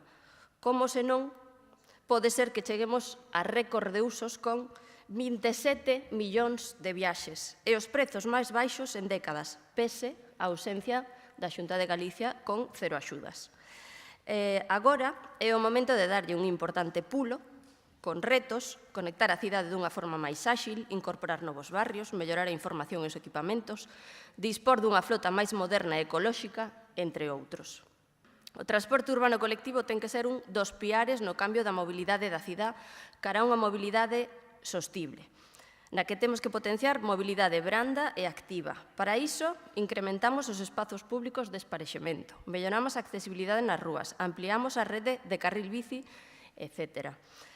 As metas dunha mobilidade sostible son precisamente promocionar e priorizar a mobilidade activa, peonil e ciclista, impactar na calidade de vida das persoas, mellorando os espazos públicos e a accesibilidade, tamén a calidade do aire, garantir o acceso equitativo a medios de transporte eficientes nun marco de inclusión social e reducir o impacto ambiental diminuindo a contaminación do aire e as emisións de CO2. Por último, promocionar a eficiencia enerxética incentivando, por exemplo, formas de mobilidade compartida. Con este enfoque estaremos á vanguarda en sustentabilidade, pero máis importante, dotaremos a cidade e, por tanto, a cidadanía de entornas máis amables, máis respectuosas, pero, sobre todo, dunha mobilidade eficiente e respectuosa. Moitas grazas. Segunda pregunta do BNG sobre o Consorcio para a Promoción da Música, señora Queixas. Gracias, alcaldesa. Cando vai comezar o Goberno local a resolver a grave crise de xestión do Consorcio para a Promoción da Música provocada pola súa desatención? Bo día, grazas, señora Queixas. Decirlle que hoxe mesmo o Goberno municipal adoptou unha decisión de calado na Xunta de Goberno pola cal se vai a cometer un convenio co Consorcio de Promoción da Música que suporá casi duplicar a financiación do Consorcio para a xestión da Escola Municipal de Música. Creo que estamos diante dunha decisión de calado porque ese convenio é un convenio que se estenderá varios anos, que permite darlle estabilidade e que, ademais, afronta sen parches, senón cunha decisión, creo que estrutural, cunha financiación axeitada, pois unha problemática que viñamos detectando e que compartimos con vostede e co seu grupo ao longo dos últimos meses. Creo que chegamos a un acordo por o modificativo 6, no que se incluía unha cantidade importante. Hai que viabilizala, a forma de viabilizala é a través dun convenio, dándolle seguridade xurídica e, ademais, non facelo solo para resolver o ano 2024, senón tamén facelo para o 25, para o 26 e así sucesivamente. Creo que estamos diante dunha resposta que, máis alá do que entendo estas preguntas e as consideracións que cada grupo faga, pero creo que, non sei se isto se considera unha noticia ou non, pero desde logo é unha información relevante. Creo que é unha forma de afrontar esta problemática e resolvela. E é o que lle podo decir, que creo que era o obxecto da pregunta. É noticia, pero sobre todo está claro tamén, volvemos velo nesta pregunta, que é o resultado dun traballo que por fin asume o Goberno local a rebufo das preguntas que o BNG temos que traer ao Pleno. O Consorcio para a Promoción da Música leva anos ocupando titulares que son completamente alleos ao bo labor que fan as entidades que xestionan, a Escola Municipal de Música e a Orquestra Sinfónica de Galiza. Dúas referencias, creo que concordarán comigo, da cultura musical da cidade dende hai 25 e 32 anos respectivamente. E a razón disto foi a grave crise de xestión do Consorcio por parte do Goberno de Inés Rei. Desde o BNG temos trasladado en diferentes ocasións a este pleno, ao longo deste mandato, a nosa preocupación, así como a dos comités de empresa, os usuarios e usuarias da Escola Municipal de Música, abonados e abonadas da Orquestra Sinfónica. E o que atopamos foi, até o de agora, un goberno que fixo ouvidos xordos a dous proxectos moi populares enraizados na vida dos coruñeses e coruñesas e escolleu, até o de agora, apostar por converter a cidade nun escaparate musical de verán baixo o patrocinio dun modelo insostível e irregular como recollen diferentes informes do interventor municipal. Un goberno que escolleu infravalorar os axentes da cultura local, chegando a pedirlle rebaixas nos orzamentos polo seu traballo dun 40%, mentres escolleu destinar inxentes recursos económicos a foráneos, acumulando cifras millonarias pendentes de pagamento dun ano para outro e comprometendo a viabilidade económica do Concello. Ao longo deste 2024, o equipo docente da Escola Municipal de Música viuse obrigado a sair á rúa en diferentes ocasións ante a situación extrema da escola. Desde logo, o Goberno de Inés Rei débelle moitas explicacións á Escola Municipal da Coruña, pero, sobre todo, débelle resposta a unha pregunta. Que fixo co suplemento de 250.000 euros destinado á Escola de Música que comprometeu este Goberno local co BNG no acordo de orzamentos para 2024? Porque non respondeu a onde foron estes cartos cando preguntamos en pleno, desde logo, a Escola de Música non chegaron e o Concelleiro de Cultura tamén nese pleno mentiu. E a respecto da Orquestra Sinfónica de Galiza, a hemeroteca é boa testemunha desta grave crise continuada. En 2019, xa con vostedes no goberno municipal, os titulares de prensa falaban de que a Orquestra Sinfónica de Galiza estaba ao límite da subsistencia. 6 anos despois, agora neste 2024, os titulares din que o Comité de Empresa da Orquestra Sinfónica advirte do futuro incerto da Orquestra Xoven, ou que o director da Sinfónica alerta de que a falta de fondos impide terminar a temporada deste ano.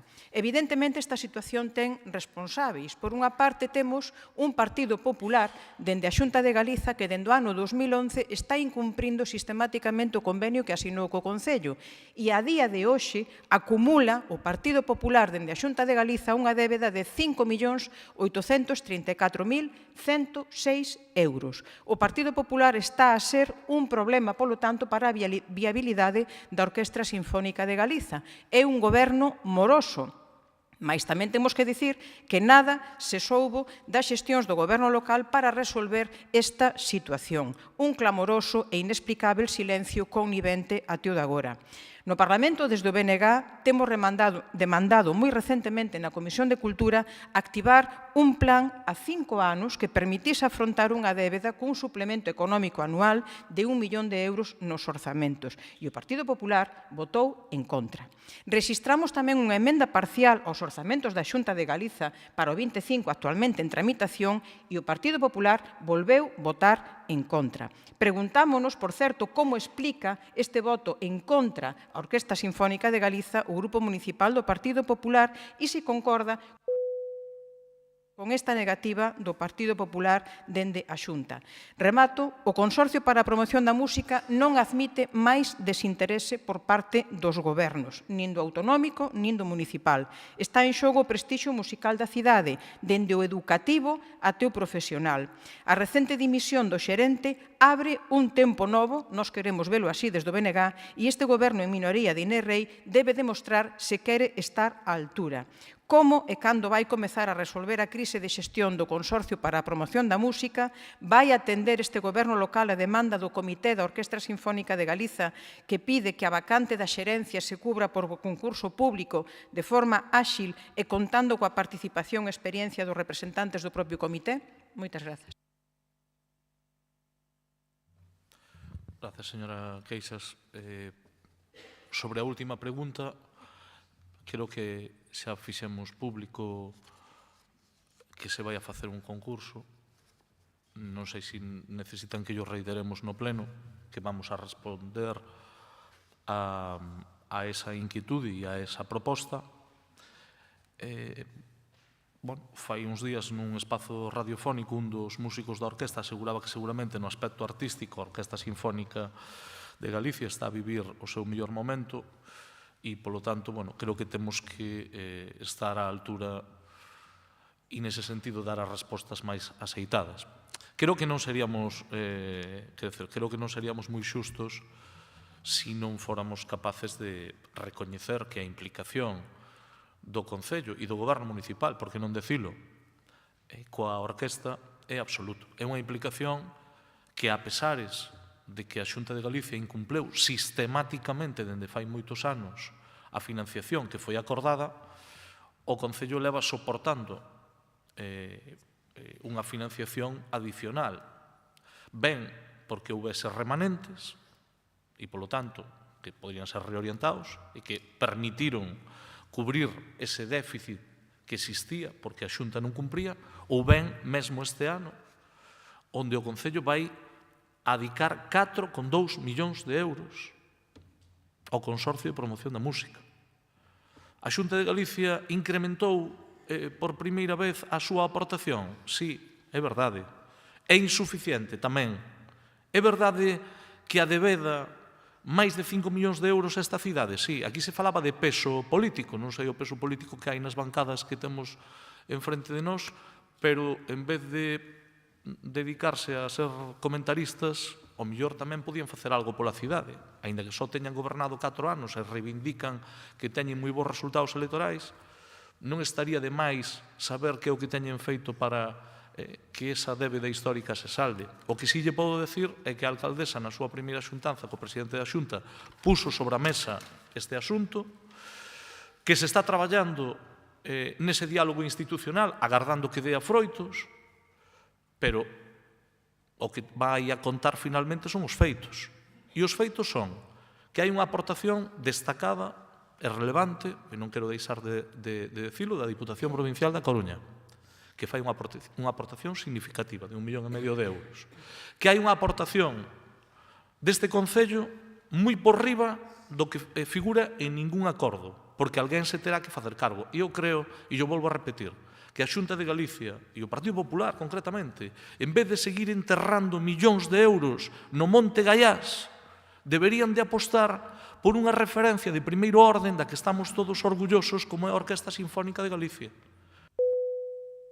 Menos aposta por proxectos faraónicos que non deron resultado de ningún tipo, porque mentras seguían apostando pola cidade da cultura, deixaron de apostar pola Orquesta Sinfónica. E isto é unha realidade. Feitos.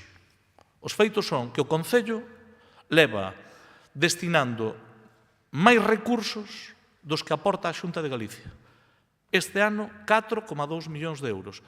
E feitos é tamén que hai un problema de financiamento da Escola de Música e que esta mesma mañá o Goberno Municipal acaba de dar un paso relevante. Por certo, señora Queixas, que vostedes fagan iniciativas e se preocupen por asuntos e que poidamos coincidir neles, creo que forma parte da normalidade democrática. Eu creo que vostedes fan tamén o seu traballo e nós, gobernando, facemos o noso, que é tomar decisións. Neste caso, creo que coincidimos en que era necesario resolver, remato, señora alcaldesa, un problema estructural que había coa Escola de Música. Bueno, pois, evidentemente, cada un fai o seu papel e nós estamos dando respostas a problemas que veñen de moito tempo atrás e, ao final, quen os resolve pois é este goberno. O que nos gustaría tamén é que a Xunta, neste diálogo que estamos mantendo con eles, pois poida equiparar a mesma financiación que ten o Concello. Agardamos que sí. Bueno, estamos expectantes, vamos a darnos un tempo e vamos a ver se se pode resolver. Quero dicir, vexamos ata onde dá ese diálogo. As palabras, por agora, foron boas. Vamos a ver se se materializan en feitos. E os feitos, señora Queixa, son dineritos. Se a Xunta pon dineritos, pois cumplirá. E se non os pon, pois serán palabras. Nada máis.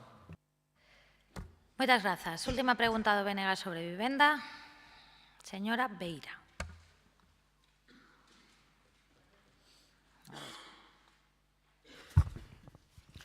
Bueno. Considera o Goberno de Inés Rei que está a facer todo o posible para que o Goberno galego declare o mercado da Coruña como tensionado? Sí, consideramos que estamos a hacer todo, establece la normativa al respecto, tanto la autonómica como la estatal.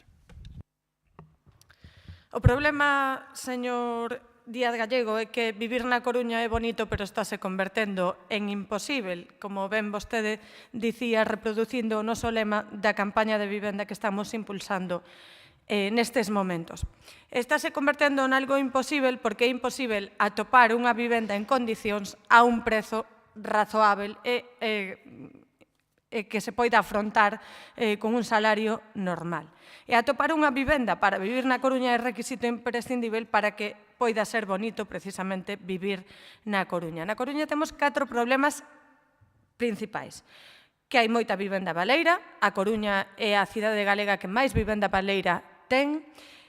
Temos o problema da ausencia de regulación das vivendas de uso turístico que agora mesmo se está a afrontar ou estamos en trámites de afrontar. Temos o problema de que o noso mercado efectivamente está absolutamente tensionado. Iso é unha realidade que só lle é allea ao goberno do Partido Popular, que ata hai un ano non sabía que había un problema coa vivenda na Coruña e en Galiza. Benvidos á realidade. E o outro problema que temos é efectivamente que hai unha ausencia de políticas de protección para as persoas alugadas. Hai un montón de situacións nas que a xente se ve absolutamente desamparada, non para acceder a unha vivenda. Estamos falando de que as familias con nenos teñen problemas para atopar un aluguer. Estamos falando de que hai unha discriminación clara das persoas segundo a súa situación económica, xa non para afrontar o pago do aluguer, senón que se ti cobras unha risca xa non te alugan unha casa, ou se és autónoma xa non te alugan unha casa, se non traballas para unha determinada empresa xa non podes alugar unha casa, incluso pola condición sexual das persoas. É dicir, hai unha serie de cuestións que se están dando hoxe en día na cidade da Coruña que son insostíveis. E nós desde o BNG o que queremos é que este goberno municipal se centre no problema da vivenda que teñen as coruñesas e os coruñeses. Temos a sensación, e dicímolo con toda a honestidade e a sinceridade do mundo, de que este goberno municipal é absolutamente alleo ao problema da vivenda que hai na cidade da Coruña. O problema para alugar, para poder alugar unha vivenda. Creemos que Inerrei é absolutamente allea a este problema. De feito, convoca unha mesa sectorial con persoas que están en contra directamente da declaración do mercado tensionado, con promotores inmobiliarios, pero onde están as persoas que teñen realmente problemas para acceder a un aluguer? Non están na súa mesa.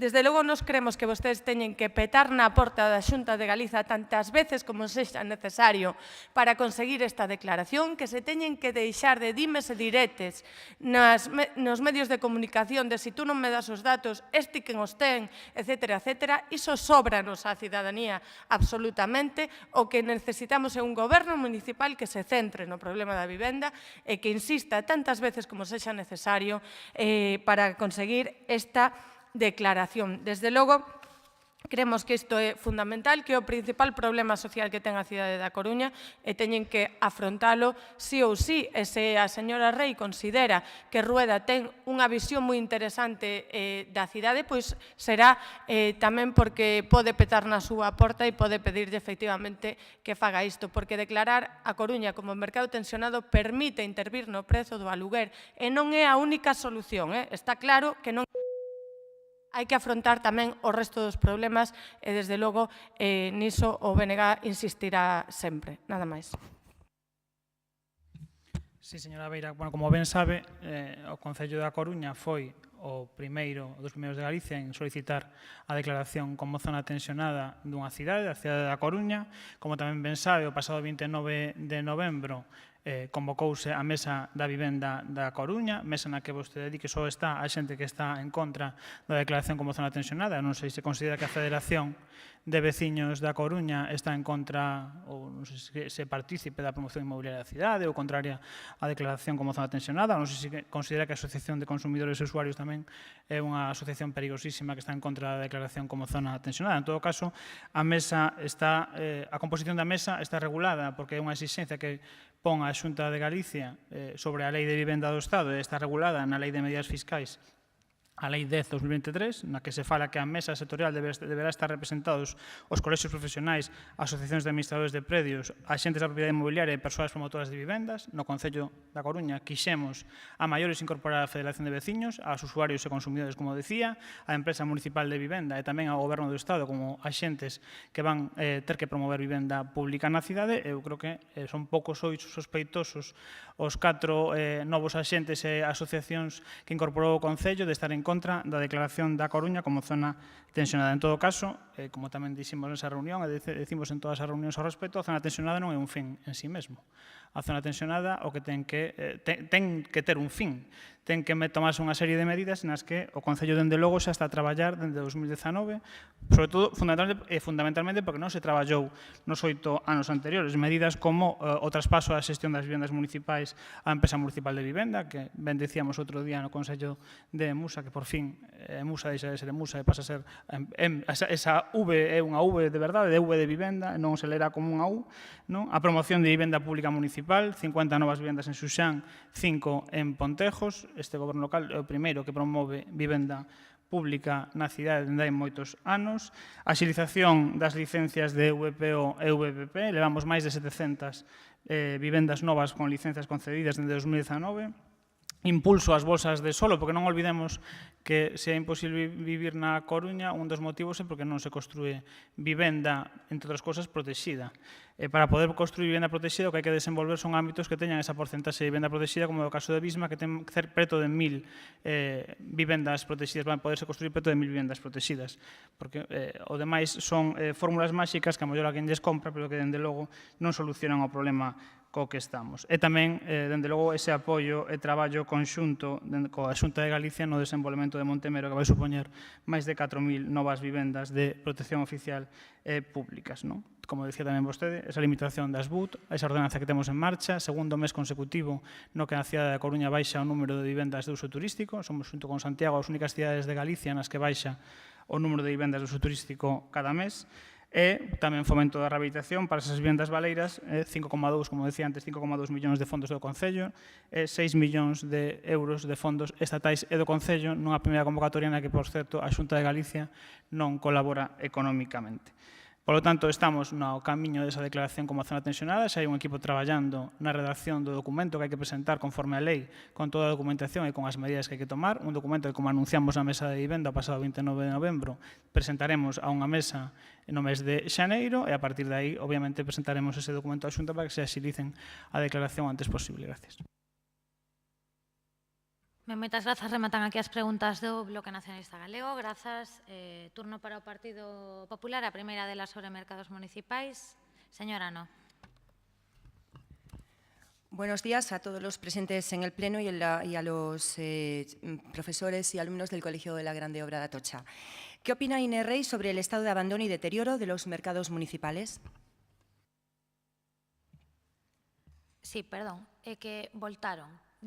Voulles trasladar o saludo do señor Soto, concelleiro do BNG, que antes, como dende o seu escano non os ve, pois saludou, pero non estaban. Entón, que déanse por saludados polo señor Soto, agora a señora No tamén os saluda, agora sí que están. Dito isto, señora Sobral, mercados. Buenos días. Gracias, señora alcaldesa, también a los alumnos y profesores del Colegio de la Grande Obra de Atocha. Los mercados municipales de A Coruña no están abandonados ni en deterioro.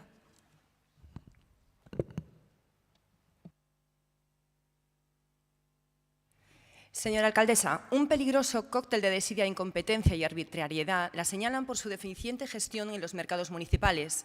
Para que usted pueda comprobarlo sin ir más lejos, le invitamos a que acuda al más cercano a este salón de plenos, al mercado de San Agustín, o si camina un poco más, al humedal del Eusebio da Guarda, al de Monte Alto, que ya va con un año de retraso, al olvidado de Ramón Cabanillas o al de Adormideras, inacabado y abandonado a su suerte. Acérquese y verá paredes con humedades, suelos rotos, estructuras apuntaladas, goteras en el techo e incluso instalaciones que no cumplen normativas legales. Dicen que dinamizan con escasos paraguas para tapar lo que rebajó el desgobierno socialista sin vergüenza alguna el presupuesto de inversiones en mercados y comercio. Mejor regáleselos a las placeras para que se cubran en sus puestos. Entre usted en el mercado más próximo y verá conos de señalización de peligro debido a varias grietas y agujeros en el pavimento, que ya llevan meses, sí, meses, colocados a lo largo de los pasillos. Aprovechen estas fechas, los adornan con espubillón y bolitas y les quedarán unos preciosos arbustos de Navidad. Lo dicho, qué desidia. Sí, señora alcaldesa, hay desidia en su desgobierno cuando las puertas de emergencia están abiertas permanentemente, las cortafuego de difícil apertura y las llaves de paso al alcance de cualquiera. Desidia con los contratos de mantenimiento de mercados que están en precario. Señora alcaldesa, hay incompetencia en su desgobierno cuando se incumple la Ley General de Derechos de las Personas con Discapacidad, al no garantizar la accesibilidad en condiciones de seguridad y comodidad. Intente usted acceder aquí al mercado de San Agustín sin ayuda, con una silla de ruedas o un andador. Piense en las personas mayores o baje usted al único baño activo para todas las placeras y visitantes, puesto que los exteriores están cerrados. Y, señora alcaldesa, hay arbitrariedad en su desgobierno cuando tardan más de 2 años en conceder licencias, salvo en algunos casos que las otorgan directamente. Mientras tanto, existen una gran cantidad de puestos cerrados o usados como almacén. Mire, les voy a recomendar a usted una buena lectura para estas Navidades. Las ordenanzas de mercados municipales. Les sorprenderá lo que no se cumple. Interiorícelas, como dijo el señor Lajetuñas en este pleno. Usted y su desgobierno han convertido lo accidental en permanente, el mal funcionamiento en lo habitual y las licencias a dedo en su forma ordinaria de resolver expedientes. En definitiva, señora alcaldesa, dinamizar mercados no solo es dinamizar las zonas exteriores. Estamos hablando de mercados de abastos, de sus interiores, de sus productos frescos y de tener buenas condiciones de mantenimiento para que resulten atractivos a los visitantes y cómodo a sus trabajadores. Dote a los mercados municipales de los niveles de excelencia que merecen, invierta en ellos, solicite las ayudas que le ofrece la Xunta para reformar los mercados en condiciones y obtener el sello de calidad, y no se limite a solicitar la ayuda mínima para formación. Finalizo. Organice y gestione de manera óptima a los trabajadores de los mercados coruñeses y, sobre todo, respete a los placeros y placeras coruñesas que se ganan día a día la excelencia profesional con esfuerzo y gran dedicación.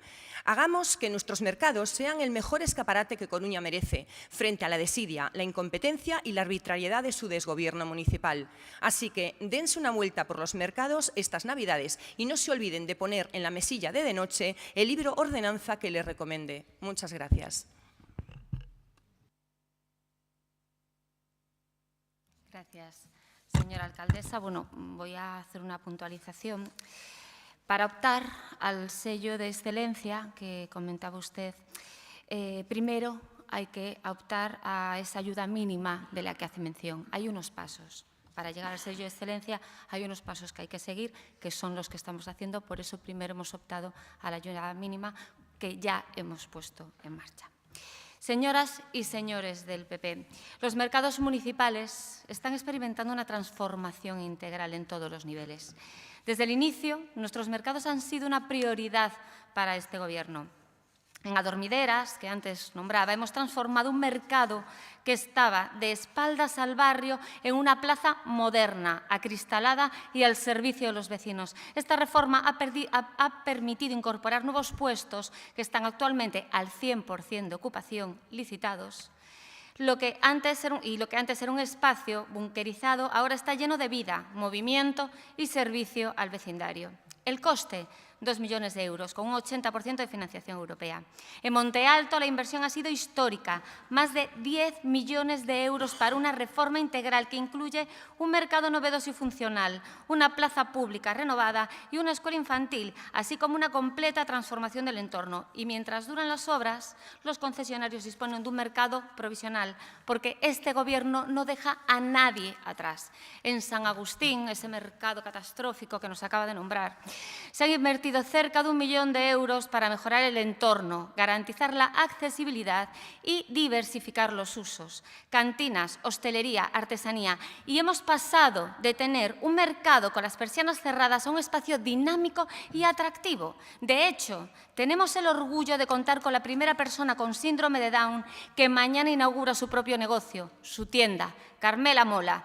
Es en uno de los locales exteriores de nuestro mercado más icónico, según usted, en decadencia, siendo pionera en todo el país. Por cierto, los baños exteriores ya están abiertos y funcionando desde hace unos días. Hoy, San Agustín es un auténtico polo de interés para quienes desean emprender y próximamente sacaremos varios puestos a licitación, consolidando así esta recuperación. A esto se suman eventos como la promoción de Peixe da Lonxa da Coruña, que refuerza nuestro compromiso con el producto local. La Bienal de Arquitectura, que puso en valor este espacio como referente cultural. Y la presentación del libro Ágata Ágata, que fomenta el consumo en los mercados de abastos y promueve el comercio de proximidad. En 2025 está prevista la reparación de cubiertas y suelos. En la Plaza de Lugo, lejos de abandono o deterioro, es el segundo lugar más visitado por los turistas después de la Torre de Hércules. Este mercado ha sido objeto de mejoras continuas, como la adquisición de un fabricador de hielo y reparaciones de escaleras y montacargas con una inversión cercana a los 170.000 euros. Santa Lucía, estamos hablando de una reforma integral que incluye un espacio para mercados, centro de salud y centro cívico, tal y como consensuó con la Asociación de Vecinos, con una inversión que supera los 10 millones de euros y con una ayuda de fondos PIREP de 3 millones de euros. Además, quiero destacar una acción especial este año. En Navidad, todos los mercados municipales han sido decorados con motivos florales por los propios placeras, creando un ambiente cálido y atractivo Pero no nos quedamos ahí. Organizaremos talleres gastronómicos para niños fomentando la conexión de las nuevas generaciones con los mercados y repartiremos bolsas reutilizables para consumidores. Los paraguas fueron una campaña de comercio, incentivando las compras durante estas fechas. No olvidemos que destinamos 300.000 euros anuales al mantenimiento general de los mercados, reparaciones diarias, reposición de materiales y mejoras constantes, porque, señoras y señores del PP, los mercados no se gestionan solos. Por supuesto, la dinamización también es clave. Este Gobierno promueve actividades como el Mercado de las Nubes, concursos como el Bucatís, eventos de radio en directo y campañas de promoción que mantienen vivos estos espacios. En resumen, hemos transformado los mercados en centros dinámicos y vibrantes. Y es que este Gobierno ha invertido más que ustedes, ha trabajado más que ustedes y ha logrado más que ustedes, ya que todas las grandes reformas y proyectos de los distintos mercados de abastos se han realizado con gobiernos socialistas. ¿Cuántos mercados han reformado ustedes en los años perdidos que gobernaron? ¿Cuántos han revitalizado? La respuesta es fácil y rápida. 0. En resumen, mientras que durante el mandato del PP se planificaron reformas que no llegaron a nada bajo la gestión de Inés... Ya acabo, señora alcaldesa. Se han ejecutado acciones concretas para modernizar y dinamizar los mercados municipales de A Coruña. Porque, señoras y señores del PP, hablar es fácil. Trabajar, en cambio, es otra cosa. Muchas gracias. Moitas grazas. Segunda pregunta do Partido Popular sobre proxectos estratégicos. Señor Lorenzo. Gracias, señora alcaldesa. ¿Qué balance hace Inés Rey del desarrollo de los proyectos estratégicos de la ciudad? Gracias, señora alcaldesa.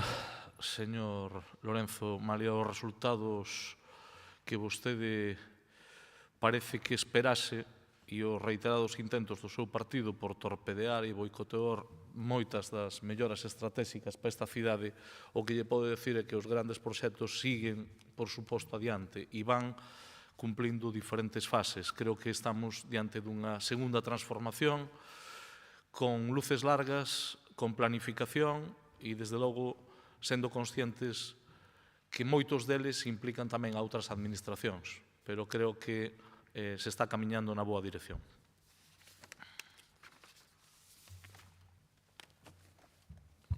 Gracias, señor Laje. La verdad que yo, escuchándole hoy a lo largo del Pleno, no deja de ser usted un espejo más de este nuevo socialismo del que nos estamos acostumbrando en Madrid, ¿no? Sobre todo de manipular el mensaje, de tergiversar el mensaje de los demás. Yo a usted ahora le escuché, porque es un tema que voy a hablar, uno de los grandes proyectos estratégicos, que es la ESIA, que que yo estaba en contra o que había protestado porque le habían concedido la ESIA a La Coruña. En ningún momento dije eso y todo lo contrario. Siempre apoyamos esa designación. Pero claro, usted está acostumbrado, a cambiar el mensaje, a decir lo contrario y se cree, además, que está en la certeza. Mire, hoy uno de estos proyectos, ya le digo, es la ESIA, que nosotros estamos preguntando porque hace 2 años exactamente, hace 2 años que nombraron a la ciudad de A Coruña como sede. Desde esos 2 años, ¿qué ha pasado? Pues prácticamente nada. Sobre la ESIA no ha pasado nada. Lo único que sabemos es que 18 meses después de ser elegida como sede, se firmó un convenio entre el Estado, la agencia y el Ayuntamiento. A día de hoy, ese convenio, que tenía un plazo de 12 meses para realizar una serie de actuaciones, no sabemos ninguna. No sabemos si se abrió la oficina de bienvenida para los funcionarios, no sabemos cuántos funcionarios van a venir o no, no sabemos qué espacios va a ocupar la ESIA. Habían dicho, se había señalado como sede la terraza, que se comprometieron ustedes a entregar en buen estado, y otro día escuchamos a la alcaldesa que la terraza iba a ser objeto de una reforma integral. Claro, cuando yo escucho esto, ¿qué quiere que le diga? Me preocupo. Porque cuando hablamos de una reforma integral de la terraza, estamos hablando de muchos años. Y como usted dice, nos vamos a remitir aos feitos. Usted hoy habló mucho aquí de os feitos. Yo también le voy a dar feitos. Yo también le voy a dar hechos. Fíjese, la fábrica de tabacos, ¿se acuerda? Hace 10 años que estamos esperando para que haga algo ustedes en la parte municipal. La Casa Veeduría, 15 meses llevan de retraso para entregar la misma. Los mercados, hemos hablado de los mercados. El mercado de Monte Alto tenía que estar el 25 de enero de este año. En enero del año 25, mejor dicho. Yo ya les dije que no, me llamaron mentiroso. Yo dejo que pase el tiempo. Yo en febrero preguntaré a ver quién miente o no si el mercado de Monte Alto iba a estar terminado en enero del año 25. Se habló de vivienda. Marqués de Montejo, ¿se acuerdan? 10 meses. ¿Sabes cuánto llevan? 28 meses. 28 meses y se habían comprometido a hacerlo en 10 meses. Edificio Susan, ¿se acuerdan? Que edificio que venía de la negociación del Conde de Fenosa. Esto fue en el año 2019. Anunciaron la licitación en el 2022 y se inició este año, con 2 años de retraso. Por eso, cuando hablan de reformas de la terraza, me preocupa. Me preocupo porque ya veo que esto va para largo. Por eso le estamos preguntando, y tengo que preguntar. Y esto no quiere decir que yo no apoye a la ESIA. Lo que me preocupa es que ustedes no están haciendo nada para que se instale en la ciudad. Pasa lo mismo con la ciudad de las TICs. Era un proyecto estratégico, un polo industrial estratégico. Ustedes lo iban a apoyar. Hace un año trajeron ustedes aquí a aprobación de los estatutos de la sociedad gestora. Un año después tuvieron que volverlos a traer para constituir esa sociedad gestora que a día de hoy no está constituida. Sociedad gestora que iba a tener un gerente y lleva la ciudad de las TIC un año sin gerente. Esto es lo que está preocupando a los ciudadanos. Que ustedes son de mucho anuncio, de mucho decir, de mucha pompa y circunstancia, pero de poco hacer. Por eso le pregunto por estos temas estratégicos, porque vienen ahí otros de futuro que nosotros también estaremos apoyando, pero nos preocupa esos planes de futuro, la gestión de los mismos. Porque si algo ha demostrado este gobierno municipal es su falta de capacidad de gestión. Anuncios y propaganda, toda.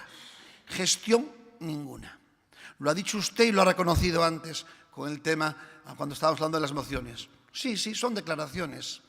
Nos comprometemos. ¿Qué han hecho? Nada. Hasta el día de hoy, nada. La mayoría de las mociones que yo le hablé, solo de las mías. Ya no le hablo de otras. Solo le hablé de las que presentó el Partido Popular, que ustedes hablaron. Hasta el día de hoy, una. Y este es el feito, como usted bien dicho. Estos son los hechos con lo que yo pruebo una realidad. Nos preocupan los grandes temas estratégicos de la ciudad cuando están en sus manos. Porque lo único que vemos es que siempre van con retraso. Y algunos pueden tener plazo tasado. Y yo ya estoy convencido que ustedes han demostrado su incapacidad para cumplir siempre en el plazo previsto. Muchas gracias por su atención. Gracias, señor Lorenzo. Señor Laje. Gracias, señora Rei. Señor Lorenzo, a verdade é que eu pensei que hoxe iba a empezar este pleno dicindo: señor Laje, rectifico, estaba equivocado, si depende de vostede non van a conseguir o Mundial, e, sin embargo, empezou de outra maneira. Bueno, aínda ten tempo, aínda o pode facer. Despois podíamos seguir pola fábrica de tabacos, a que aludiu vostede, que ninguén lle preguntou nin lle dixo nada. Llevamos 10 años esperando, volvase ver vostede, que lle poñan o bar, o aparatiño este do fútbol. Supoño que vostede no 2014 era o mismo Miguel Lorenzo que formaba parte do goberno, non? 10 anos para atrás, 2024, 2014, dice, llevamos 10 años esperando, o sea que vostedes xa contaban durante os 2 primeiros anos que fora responsabilidade nosa, bueno, incluso contaban con que Inés Rei fora alcaldesa. Me parece, a verdade, en fin, neste pleno é difícil non sair do asombro de forma permanente. Así que vostedes xa levaban 10 anos esperando a que o da fábrica de tabacos o resolvera este goberno. Ten que perdonar que me dé a risa, porque, en fin, pareceme pouco serio cando se poden preparar as cousas. E o señor Rueda, presidente da Xunta, o mismo que recoñecía nunha entrevista que algúns asuntos, léase o hospital, o novo Choac, do que o señor Feijóo dixo que iba a estar no 2026, no 2026. Feitos, decía vostede, o hechos, feitos. A ver se está no 2030 ou no 29, agora dicen que no 27. Bueno, evidentemente hai algúns asuntos que poden levar a algún retraso, señor Lorenzo. A min o que me agrada é que, cando menos, non cuestione que os asuntos estratégicos da cidade van cara adiante. Van cara adiante, que quere decir? Que baixo a presidencia de Inés Rei, esta cidade vai a ter estación intermodal. E ese é un proxecto estratégico para esta cidade. Un proxecto estratégico para esta cidade é que baixo a presidencia e a dirección de Inés Rei, esta cidade que estivo 20 anos, aí sí que podemos decir que estivo 20 anos esperando para que se desatascara o tren a Punta Langosteira, que facer cos terrenos portuarios. Hoxe, incluído vostede, ao cal lle damos participación, forma parte dun proxecto estratégico para a cidade que camiña e vai cumplindo os seus plazos, baixo o liderazgo desta alcaldesa. Aí sí que tuvemos que esperar 20 anos. Vostede, cando estaba no goberno co señor Negreira, xa estaba esperando que a fábrica de tabacos a resolvera a señora Inés Rei, pero, no noso caso, 20 anos despois, facemos viable que se comeza a falar dun proxecto de futuro, e iso sí que é un plan estratégico. Vale. Cando falamos da reforma de Alfonso Molina, vostedes, mire que non contar, mire que hai páxinas do periódico co señor Negreira, incluso coa ministra Ana Pastor anunciando que empezaban as obras. Pois xa marcharon do goberno, xa veu unha marea, foise outra, e aínda tuvo que chegar o goberno socialista de Inés Rei para desbloquear e que se licitara en maio do 2023 unha obra. Obra, por certo, reforma de Alfonso Molina, que é tamén un dos proxectos estratégicos deste mandato, que vai estar culminado antes de que remate o mandato. Igual que o mercado ao que vostede aludiu. Evidentemente, pois pode haber demoras, pode haber retrasos, claro que sí. Da cidade das TIC, mire, da cidade das TIC, por respeto a outros actores institucionais, non vou a comentar nada. Só lle podo decir que nós estamos alineados ca Universidade da Coruña e que as decisións que estamos tomando son decisións que se toman conxuntamente. Nada máis que eso, pero nada menos. E tamén me gustaría, dice vostede que se retorcen as palabras, non se retorce nada. Miguel Lorenzo advierte que desde a Coruña queda mucho trabajo por hacer. E vostede decía o 27 de outubro que estaba preocupado porque non había liderazgo para conseguir a ESIA. Despois leo outro titular. El PP critica outra vez, non o puxen eu, señor Lorenzo. El PP critica outra vez que a Coruña albergue la ESIA 2 años despois. Quen é o que manipula? Aquí non hai manipulación ninguna. Aquí o que hai son feitos, declaracións, que o PP non contaba. E despois, xa, vamos, en fin, no desternille absoluto, Miguel Lorenzo, 2 puntos. Pedro Sánchez será el único responsable si el Tribunal Supremo suspende la elección de la sede de la ESIA. Bueno, a ver, señor Lorenzo, que facemos con vostede? A sede da ESIA di o PP que é culpa do goberno socialista que a Coruña a teña. Vostede dicía que a alcaldesa non tiña peso suficiente. O sea, a ESIA é unha realidade, está outorgada á cidade da Coruña, terá a sede que todos queremos que teña, respondendo cando este feita esa rehabilitación. Provisionalmente se resolverá co Ministerio como chegar a ese punto, pero, señor Lorenzo, sea intermodal, sea Alfonso Molina, sea a integración dos terrenos portuarios, sea a cidade das TIC, ou sexa, aínda que vostede non o dixo, que non sabemos o que pensa, se está a favor ou en contra, só o dixo que se me ocupaba eu non íbamos a ter mundial. O mellor ten razón, o mellor ten razón. Incluso dixo que se non tiña razón que iba a rectificar no pleno. E que a culpa é da alcaldesa de todo, teña ou non teña. Incluso lle botou a culpa de que desde fai 10 anos a fábrica de tabacos este sin resolver. Non lle parece que ao mellor ten que darlle unha pensada? Eu quero que saiba unha cousa. Vamos a apoialo a tope. É o noso candidato. Conta co noso apoio. E non vamos a despistalo. Ten que seguir vostede así. Porque creemos que o fai ben. De verdade, conta co noso apoio. Moitas grazas. Terceira e última pregunta do Grupo Popular sobre a Sardiñeira, señor Amado. Gracias, señora alcaldesa. Benvidos aos alumnos da grande obra da Atocha. e demais persoas que están seguindo o pleno. Tiene previsto Inerrey atender las reclamaciones de vecinos, comerciantes, empresarios y hosteleros de la avenida de la Sardiñeira por los problemas que le causan las obras que están ejecutando sin consenso, provocando incluso el cierre de negocios. Grazas, señora alcaldesa. Pois é que non é que o teñamos previsto, é que xa o estamos a facer. Reunímonos en diversas ocasións con veciños e veciñas da Sardiñeira. De hombres es equivocarse, de locos persistir en el error. Esta máxima atribuida a Cicerón puede ser la mejor definición de sus diversas actuaciones en el barrio de Os Mayos. Hace un mes aprobamos una moción donde le instábamos a trabajar y a mantener un diálogo para solucionar los diversos problemas que ocasionan a los vecinos de este barrio las actuaciones municipales proyectadas con motivo de los accesos a la nueva estación intermodal. Hay que reconocer y es de agradecer, señora Díaz, que ha hecho un intento por escuchar los problemas esta semana. Intento que se ha quedado un monólogo por no querer atender a ninguna de las razones lógicas que les expusimos y que tenemos claro que podrían ser aceptadas porque no existe ninguna normativa técnica de obligado cumplimiento que impida nuestra propuesta. Esto es muy simple. Nuestra propuesta es la que nos trasladan los vecinos que viven y trabajan en la avenida de la Sardiñeira. La suya es la definida por un estudio de ingeniería desde los despachos y redactada sin conocimiento de la idiosincrasia particular del barrio.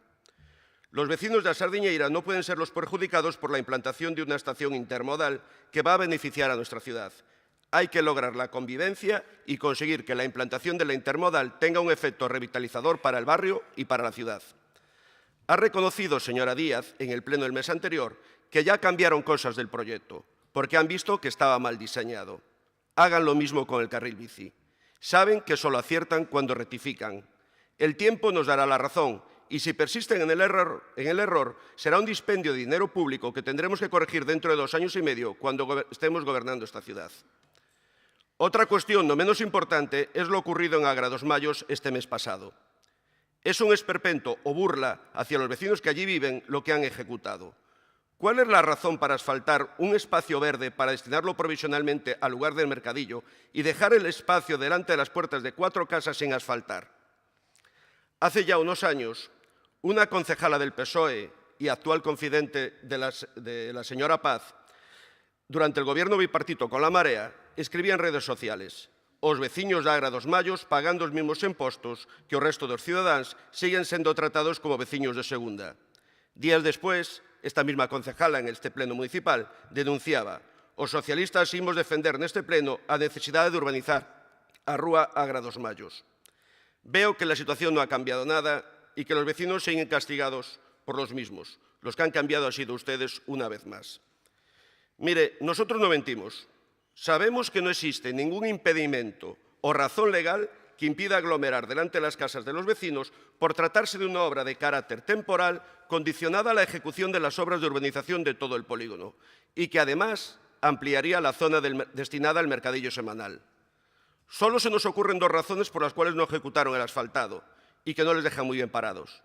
Bien como castigo hacia los vecinos por haber protestado y exigido sus derechos, esas protestas y derechos los hemos hecho nuestros, al menos de 2 grupos de este pleno municipal, al exigir en mociones, 2 mociones, que no han hecho absolutamente nada sobre el POL 029, que se les busque una solución y que a fecha de hoy vemos que no han hecho nada. O bien por la falta de diálogo entre las distintas concejalías implicadas, urbanismo, infraestructuras y mercados, por no definir bien el espacio a ocupar con el mercado de los martes. Una vez más les rogamos que corrijan y que acierten. Asfalten a los vecinos de la Agra de los Mayos delante de sus casas y ojalá puedan llegar a sus casas sin barro en sus zapatos. Un último punto es el referido a la movilidad interior del barrio que se va a ver afectada por las obras. Entiendo que un compromiso de la reunión mantenida es el de estudiar todos los cambios necesarios para no sobrecargar la avenida de la Sardiñeira. Espero que nos den acceso a los estudios sobre el asunto y que se acuerden los cambios de los sentidos de las calles necesarios con los vecinos y con nosotros. Y acabo, señora Díaz, con un ruego sobre la obra de la calle Pintor Laxeiro. Reúnese con los vecinos, contesta los correos que le envían y corrija los graves defectos de diseño y construcción que tienen en esta intervención. De no hacerlo, tendrán una obra más fallida en esta ciudad. Muchas gracias. Señor Amado, cando se refira a persoas que non están presentes neste pleno, sobre todo aquelas que exerceron responsabilidades públicas, procure manter as formas e evitar calificativos que supoño que a vostede lle parecen graciosos, pero que non o son. E de confidentes teñen vostedes bastante que calar. Señora Díaz, ten a palabra. Grazas, señora alcaldesa. Voume remitir e centrar na pregunta da Avenida Sardiñeira. Señor Amado, vostede sabe perfectamente que ningún negocio vai pechar polas obras da Sardiñeira, pero vostedes fan o de sempre, mentir, exaxerar, vender titulares funestos, calamitosos, pero afastados absolutamente da realidade. Eso sí, para facer unhas fotos queda ben. Dígame vostede, que negocio pechou? Ningún, digo yo eu, ningún. E que vai pasar? Pois todo o contrario, que se vai revalorizar a zona, que van gañar en calidade urbana e vaise potenciar un carácter comercial dunha rúa que levaba moitos anos sin investimentos. Mire, señor Amado, se se refire ao negocio de distribución da hostelería, do que saíron en varias fotos precisamente a semana pasada, falamos coa propiedade nunha reunión conxunta con veciños e veciñas, pero tamén estivemos ali falando coa propiedade persoalmente. E digo, estivemos os técnicos municipais máis eu. A solicitude da carga e descarga que solicitan diante do negocio é inviable, precisamente porque a entrada principal da intermodal está xusto en fronte, entón non pode existir unha carga e descarga nin na súa beira rúa nin na de enfrente. Entón, ese deseño da intermodal non depende do Concello, depende da Xunta. Entón, como vostede leva sempre o proxecto debaixo do brazo, por que non vai a San Caetano e lle di ao señor Rueda que cambio de deseño, que van pechar os negocios? A eso non o fan, non? Eso non. Bueno, pois nós, como sabemos, e como facemos con cada unha das demandas, analizamos e damos respostas máis facilitadoras posibles. Por iso, falamos coa propiedade dese negocio para habilitar unha zona de carga e descarga a escasos 20 metros na rúa San Rosendo. Con respecto á mobilidade do barrio, efectivamente estamos a estudar a mobilidade, pero, como xa lle comentamos, necesitamos datos de liñas, de número de buses, de horarios, de frecuencias que tería que facilitarnos a Xunta de Galicia, pero non o fai. Entón, igual que pode ir co proxecto a falar da entrada, porque non lles pide eses datos e así nos poderemos facer melloras estimacións para a mobilidade do barrio. Por último, sigue insistindo nese cambio do carril bici, que xa expliquei no pleno pasado as motivacións que estudamos, sí, un equipo de enxeñeiros e enxeñeiras. A veciñanza pide manter o maior número de prazas posible. Se cambiamos o carril bici, perderíanse máis plazas. Tamén lle contei que o aparcamento no lado das casas reduciría o espazo útil da beira rúa, co cal non se poderían instalar terrazas, que no proxecto actual sí que se pode. O carril bici no lado da intermodal cruza o Kiss and Ride. Para vostede, o Kiss and Ride son 2 puntos de conflito fronte aos 8 vaos que hai do lado das casas, pero resulta que hai máis movimento de vehículos no Kiss and Ride que en todos os vaos xuntos. Por último, o carril bici no do lado da intermodal faría que as bicicletas circulasen en sentido contrario ás bicicletas. Como di vostede, non é de obrigado cumplimento, pero sí que é unha recomendación dos regulamentos, que teñen que ir no mesmo sentido dos vehículos. Se lle parecen poucos motivos, pois queda o último, pero máis limitante, que non comentou, pero que me gustaría que recoñeza. Diga a verdad, a existencia de 35 árbores na beira rúa limitan calquera intervención, pero seguro que o Partido Popular dalle igual e cortarían eses 35 árbores. Entón, dígao claro, e ainda por riba sabendo que non hai máis árbores nun radio de centos de metros, que é prácticamente a única rúa dos Mallos que ten árbores. Nunha zona que vai ser no de transportes de mobilidade, precisamente é o lugar onde se precisa máis vexetación, árbores que fagan de filtro de partículas, de pantalla acústica e visual. A verdade é que non sei por que me chama a atención se o único mandato que tiveron na Coruña, a súa intervención ou as súas intervencións estrela foron a eliminación da mediana vexetal da Avenida de Oza e a obra da Mariña, na que en superficie non fixeron ningunha zona verde, ningún drenaxe sostible, o que fixeron en unhas planadas, en unha sombra, un tostadeiro. Entón, que máis lles darán 35 árbores na Sardiñeira? Para vostedes, nada, seguramente. Por sorte, a nós sí que nos importan e sabemos do valor das árbores e os servizos ambientais e ecosistémicos que brindan. Así que seguiremos a traballar por unha cidade máis saudable para a xente e non deixaremos de facer pedagogía das melloras que implementamos e que redundan en benestar e calidade de vida para todas as persoas. Grazas.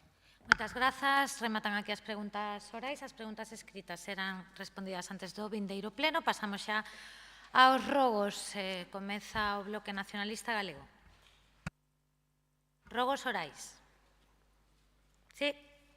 Vamos. Os rogos orais. Non os teñen. A ver, esperen un momento, que os teño eu.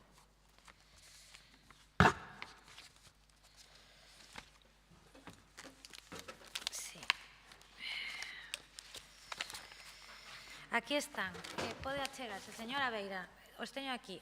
Señor Coira, pode sair? Sí, xa os ten. Sí? Sí, perdón. Nada, non pasa nada. No, era responsabilidade nosa telos, disculpe. A ver, señor Soto, apague o micro. Agora, señora Beira. A ver, empezo. Rogo oral sobre as fontes nos parques de Monte Alto.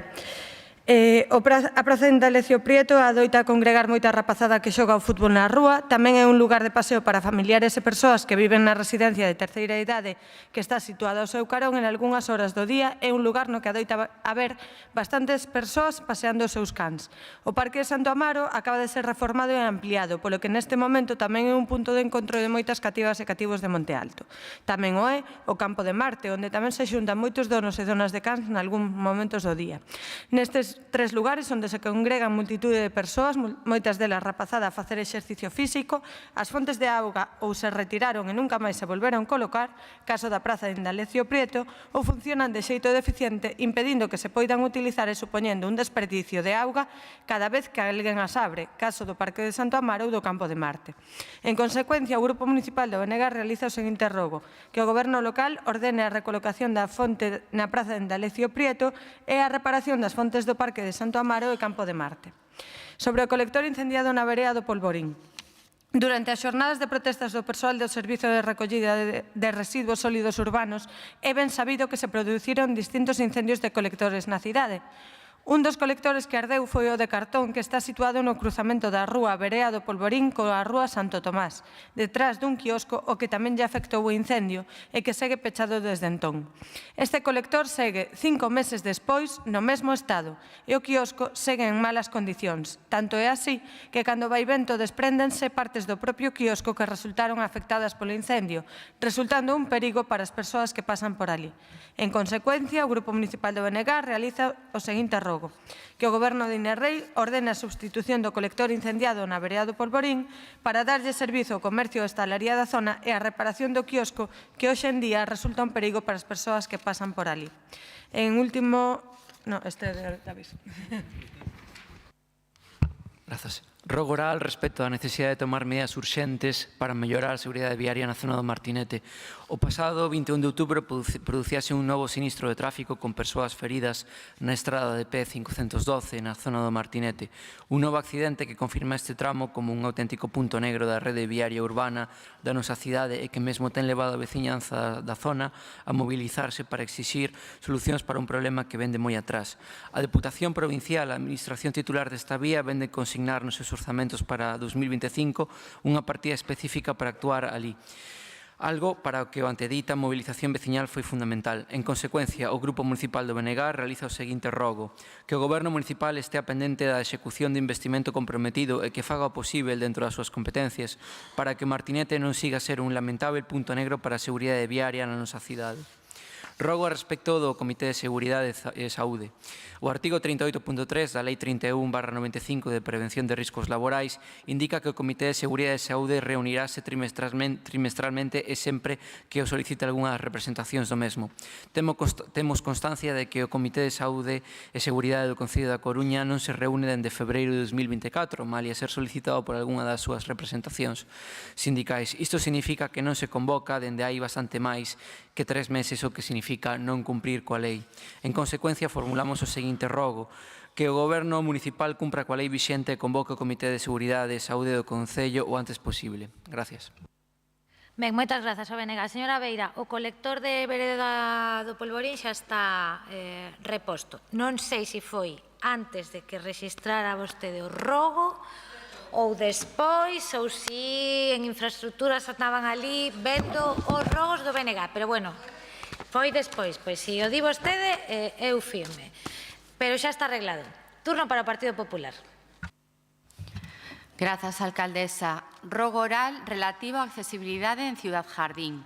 Pedimos que o Goberno municipal leve a cabo de xeito inmediato o arranxo das beiras rúas de Ciudad Jardín, tanto no relativo ao pavimento, que presenta un enorme deterioro, como ao seu ancho, para así previr caídas e conseguir que sexan rúas accesibles. Rogo oral relativo á accesibilidade do edificio de xestión técnica administrativa e económico-financeira da Concellería de Servizos Sociais. Pedimos reformar o edificio de xestión técnica administrativa e económico-financeira correspondente á Concellería de Servizos Sociais deste Concello, sito na Rúa Fernández Latorre 64, para conseguir a súa accesibilidade universal, tendo en conta que se trata dun edificio adicado á xestión de prestacións e subvencións para entidades sociais que levan a cabo proxectos, realizan actividades e prestan servizos, moitas delas no eido da discapacidade. Se por motivos claramente justificados non fose posible a súa reforma, pedimos que se lle busque un novo emprazamento. Rogo oral relativo ao Consello Local de Inclusión Social. Pedimos convocar canto antes ao Consello Local de Inclusión Social para coñecer de primeira man as necesidades das entidades e procurar solucións no curto, no medio e longo prazo. Rogo oral relativo á accesibilidade do Concello. Pedimos o cambio do elevador da entrada que non permite o acceso a moitos usuarios de cadeira de rodas automáticas debido ao seu tamaño, instalando un máis moderno que permita unha maior autonomía. A instalación dun timbre na entrada accesible para usuarios en cadeira de rodas que permita avisar ao persoal correspondente. Facilitar a orientación nas salas e no edificio a través de pictogramas ás persoas con discapacidade cognitiva. Facilitar os desplazamentos dentro do recinto, así como os contidos e a información, usando braille, audioguías e vídeos audiodescritos a aquelas persoas con discapacidade visual, e instalar un sistema de bucle magnético no salón de plenos, así como dispor de equipos de frecuencia modulada para persoas con discapacidade auditiva. Rogo oral relativo ao Consello Local de Saúde. Na actualidade, na nosa cidade, o índice de transmisións de ITS é alarmante. Atopámonos ante un verdadeiro problema de saúde pública. Un dos grupos máis afectados por este reporte son os adolescentes e persoas novas adultas, particularmente aquelas que se atopan nas primeiras etapas da súa vida sexual activa. As infeccións máis comuns entre a poboación afectada inclúen a sífilis, a gonorrea e a clamidia. Todas elas infeccións bacterianas que poden transmitirse a través do contacto sexual sen protección. Unha das prácticas de risco cada vez máis frecuente na nosa cidade é o chemsex, a realización de sexo en grupo sen protección e asociada ao consumo de drogas. O Goberno municipal non pode vivir dándolle as costas a esta realidade. Tendo en conta esta como unha das principais razóns, dende o Grupo Municipal do Partido Popular presentamos o seguinte rogo: convocar canto antes ao Consello Local de Saúde para coñecer de primeira man a realidade ca que nos atopamos na actualidade e procurar medidas preventivas no curto, no medio e no longo prazo dende o eido municipal. Máis nada pola miña banda, grazas.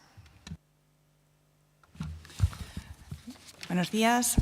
Ruego oral relativo al estado y mantenimiento de las farolas de la Plaza del Pintor Colmeiro 46. Los vecinos de la Plaza del Pintor Colmeiro 46 llevan años solicitando el mantenimiento de los puntos de luz del edificio que corresponde al concello. Dado el mal estado de las luminarias, ruego que se lleven a cabo las tareas oportunas para reparar las farolas del edificio y que les dé el servicio de iluminación mínimo solicitado por los vecinos. Y por último, ruego oral relativo a la iluminación del Callejón de los Cristales. Vecinos del entorno de las calles Rey Abdulá y Callejón de los Cristales se quejan de la falta de iluminación municipal existente en la zona, que en el último caso es de reciente urbanización. Por ello, ruego que se dote de más luminarias con el fin de que la zona tenga una mayor iluminación y dar más seguridad a los vecinos. Muchas gracias. Muchas gracias. Buenas tardes. En el mes de enero se realizó un ruego en este pleno instando al Gobierno municipal a que diseñara, planificase y ejecutara un programa de actividades para la conmemoración del segundo centenario del nacimiento en nuestra ciudad de Eusebio da Guarda González, seguramente uno de los principales filántropos en nuestra ciudad, y que estuviera acorde con su relevancia e impacto en la misma. No es que la conmemoración no estuviera a la altura del personaje, sino que el Gobierno municipal, bien por desidia, bien por ignorancia, decidió no realizar ningún programa. Pues bien, en 1522 el emperador Carlos I concedió a la ciudad coruñesa la licencia para la creación de la Casa de la Especería, para tratar con exclusividad este comercio. A raíz de esto se organizó una flota que zarpó de nuestra ciudad el 24 de julio de 1525, la cual llevaba como piloto mayor a Juan Sebastián Elcano, quien vivió en nuestra ciudad preparando junto a sus compañeros una nueva armada compuesta por 450 hombres y 7 naves para realizar un segundo viaje, que sería la expedición que lograría la segunda circunnavegación del mundo y que partió de nuestra ciudad. Por ello, desde el Grupo Municipal del Partido Popular, rogamos al Gobierno Municipal a que diseñe, planifique y ejecute un programa de actividades para la conmemoración de la expedición que, partiendo de nuestra ciudad, logró realizar la segunda circunnavegación al mundo. Muchas gracias. Gracias, señora alcaldesa. Es un ruego relativo al Consello Municipal de Deportes, teniendo en cuenta que dentro de las competencias y obligaciones que tienen los ayuntamientos en materia de deportes, realizar cualquier actuación que vaya en beneficio del desarrollo deportivo local, como así se hizo con la creación del Consello Municipal de Deporte, que, según la alcaldesa, nació como un espacio para informar, para debatir, para estudiar y hacer llegar las políticas deportivas municipales. Por ello, ruego que este Gobierno municipal realice las gestiones oportunas para cumplir con ese objetivo, porque desde que se constituyó el mismo, en este mandato, solamente se ha formado la comisión permanente, sin que los representantes de la misma no hayan tenido información sobre asuntos tan importantes y tan estratégicos como es el Plan Director de Instalaciones Deportivas o el Plan Estratégico del Mundial 2030, o la situación en que se encuentran las instalaciones deportivas municipales que les afectan a sus entidades, o qué se va a hacer con las concesiones administrativas caducadas, o qué se va a hacer con los contratos de servicio que no prestan el servicio adecuado. Y por último, otro ruego relativo al deporte es relativo a la memoria que presenta el Servicio Municipal de Deportes. Teniendo en cuenta que dentro de las competencias y obligaciones que tienen los ayuntamientos en materia de deporte a nivel general, que es la de fomentar, la de promover y difundir el deporte en términos generales, ruego a este Gobierno municipal realice la gestión oportuna para volver a reformular, por favor, la memoria del Servicio Municipal de Deportes, correspondientes al año 2023, porque cada año que pasa es más breve. Pero la de este año, del 2023, no hace referencia a datos como misión del servicio, funciones del servicio, resultados del servicio, objetivos del ejercicio y conclusiones del servicio municipal. Nos parece un acto de irresponsabilidad absoluta y de falta de respeto al tejido deportivo, que se omitan datos tales como qué es lo que se quiere hacer, cómo se quiere hacer y cuándo se quieren hacer las actuaciones oportunas, así como una valoración final de la consecución de los objetivos. Efectivamente, esto viene a confirmar que no disponen de un programa ni un proyecto deportivo del deporte. Gracias. Buenos días a todos. Ruego oral relativo al barrio del Castrillón. Los vecinos y comerciantes del barrio demandan mejoras en el mantenimiento y la seguridad del mismo, como ya han venido manifestando en varias ocasiones. El incremento de robos en las últimas semanas, Avenida de la Concordia, Plaza de Pablo Iglesias, el aumento de narcopisos, actualmente localizados ya 6 puntos de venta de droga, hacen que soliciten mayor presencia policial y la necesidad de policía de barrio. Solicitan asimismo el cambio del banco que se ha situado en la calle Avenida de Casanova de Irís número 47, porque está al lado de un contenedor y esto lleva a evitar los malos olores, el poder modificar la ubicación y colocarla a la altura del número 49 delante de la farmacia Platas, lo que hace que la gente, sobre todo gente mayor del barrio, esté esperando para entrar en el citado local. Además, piden la reposición de papeleras y contenedores que están pendientes desde la finalización de las obras en la rotonda de la confluencia de las calles Bergondo y Casanova de Irís. Colocar, asimismo, un contenedor en la calle Antonio Ríos, número 61, esquina Avenida de la Concordia. Alumbrado público en el lateral del polideportivo y el Gadis, ya que cuando cierra el polideportivo se queda esa calle a oscuras. Se adjunta la foto en la que se puede ver que queda completamente oscuro.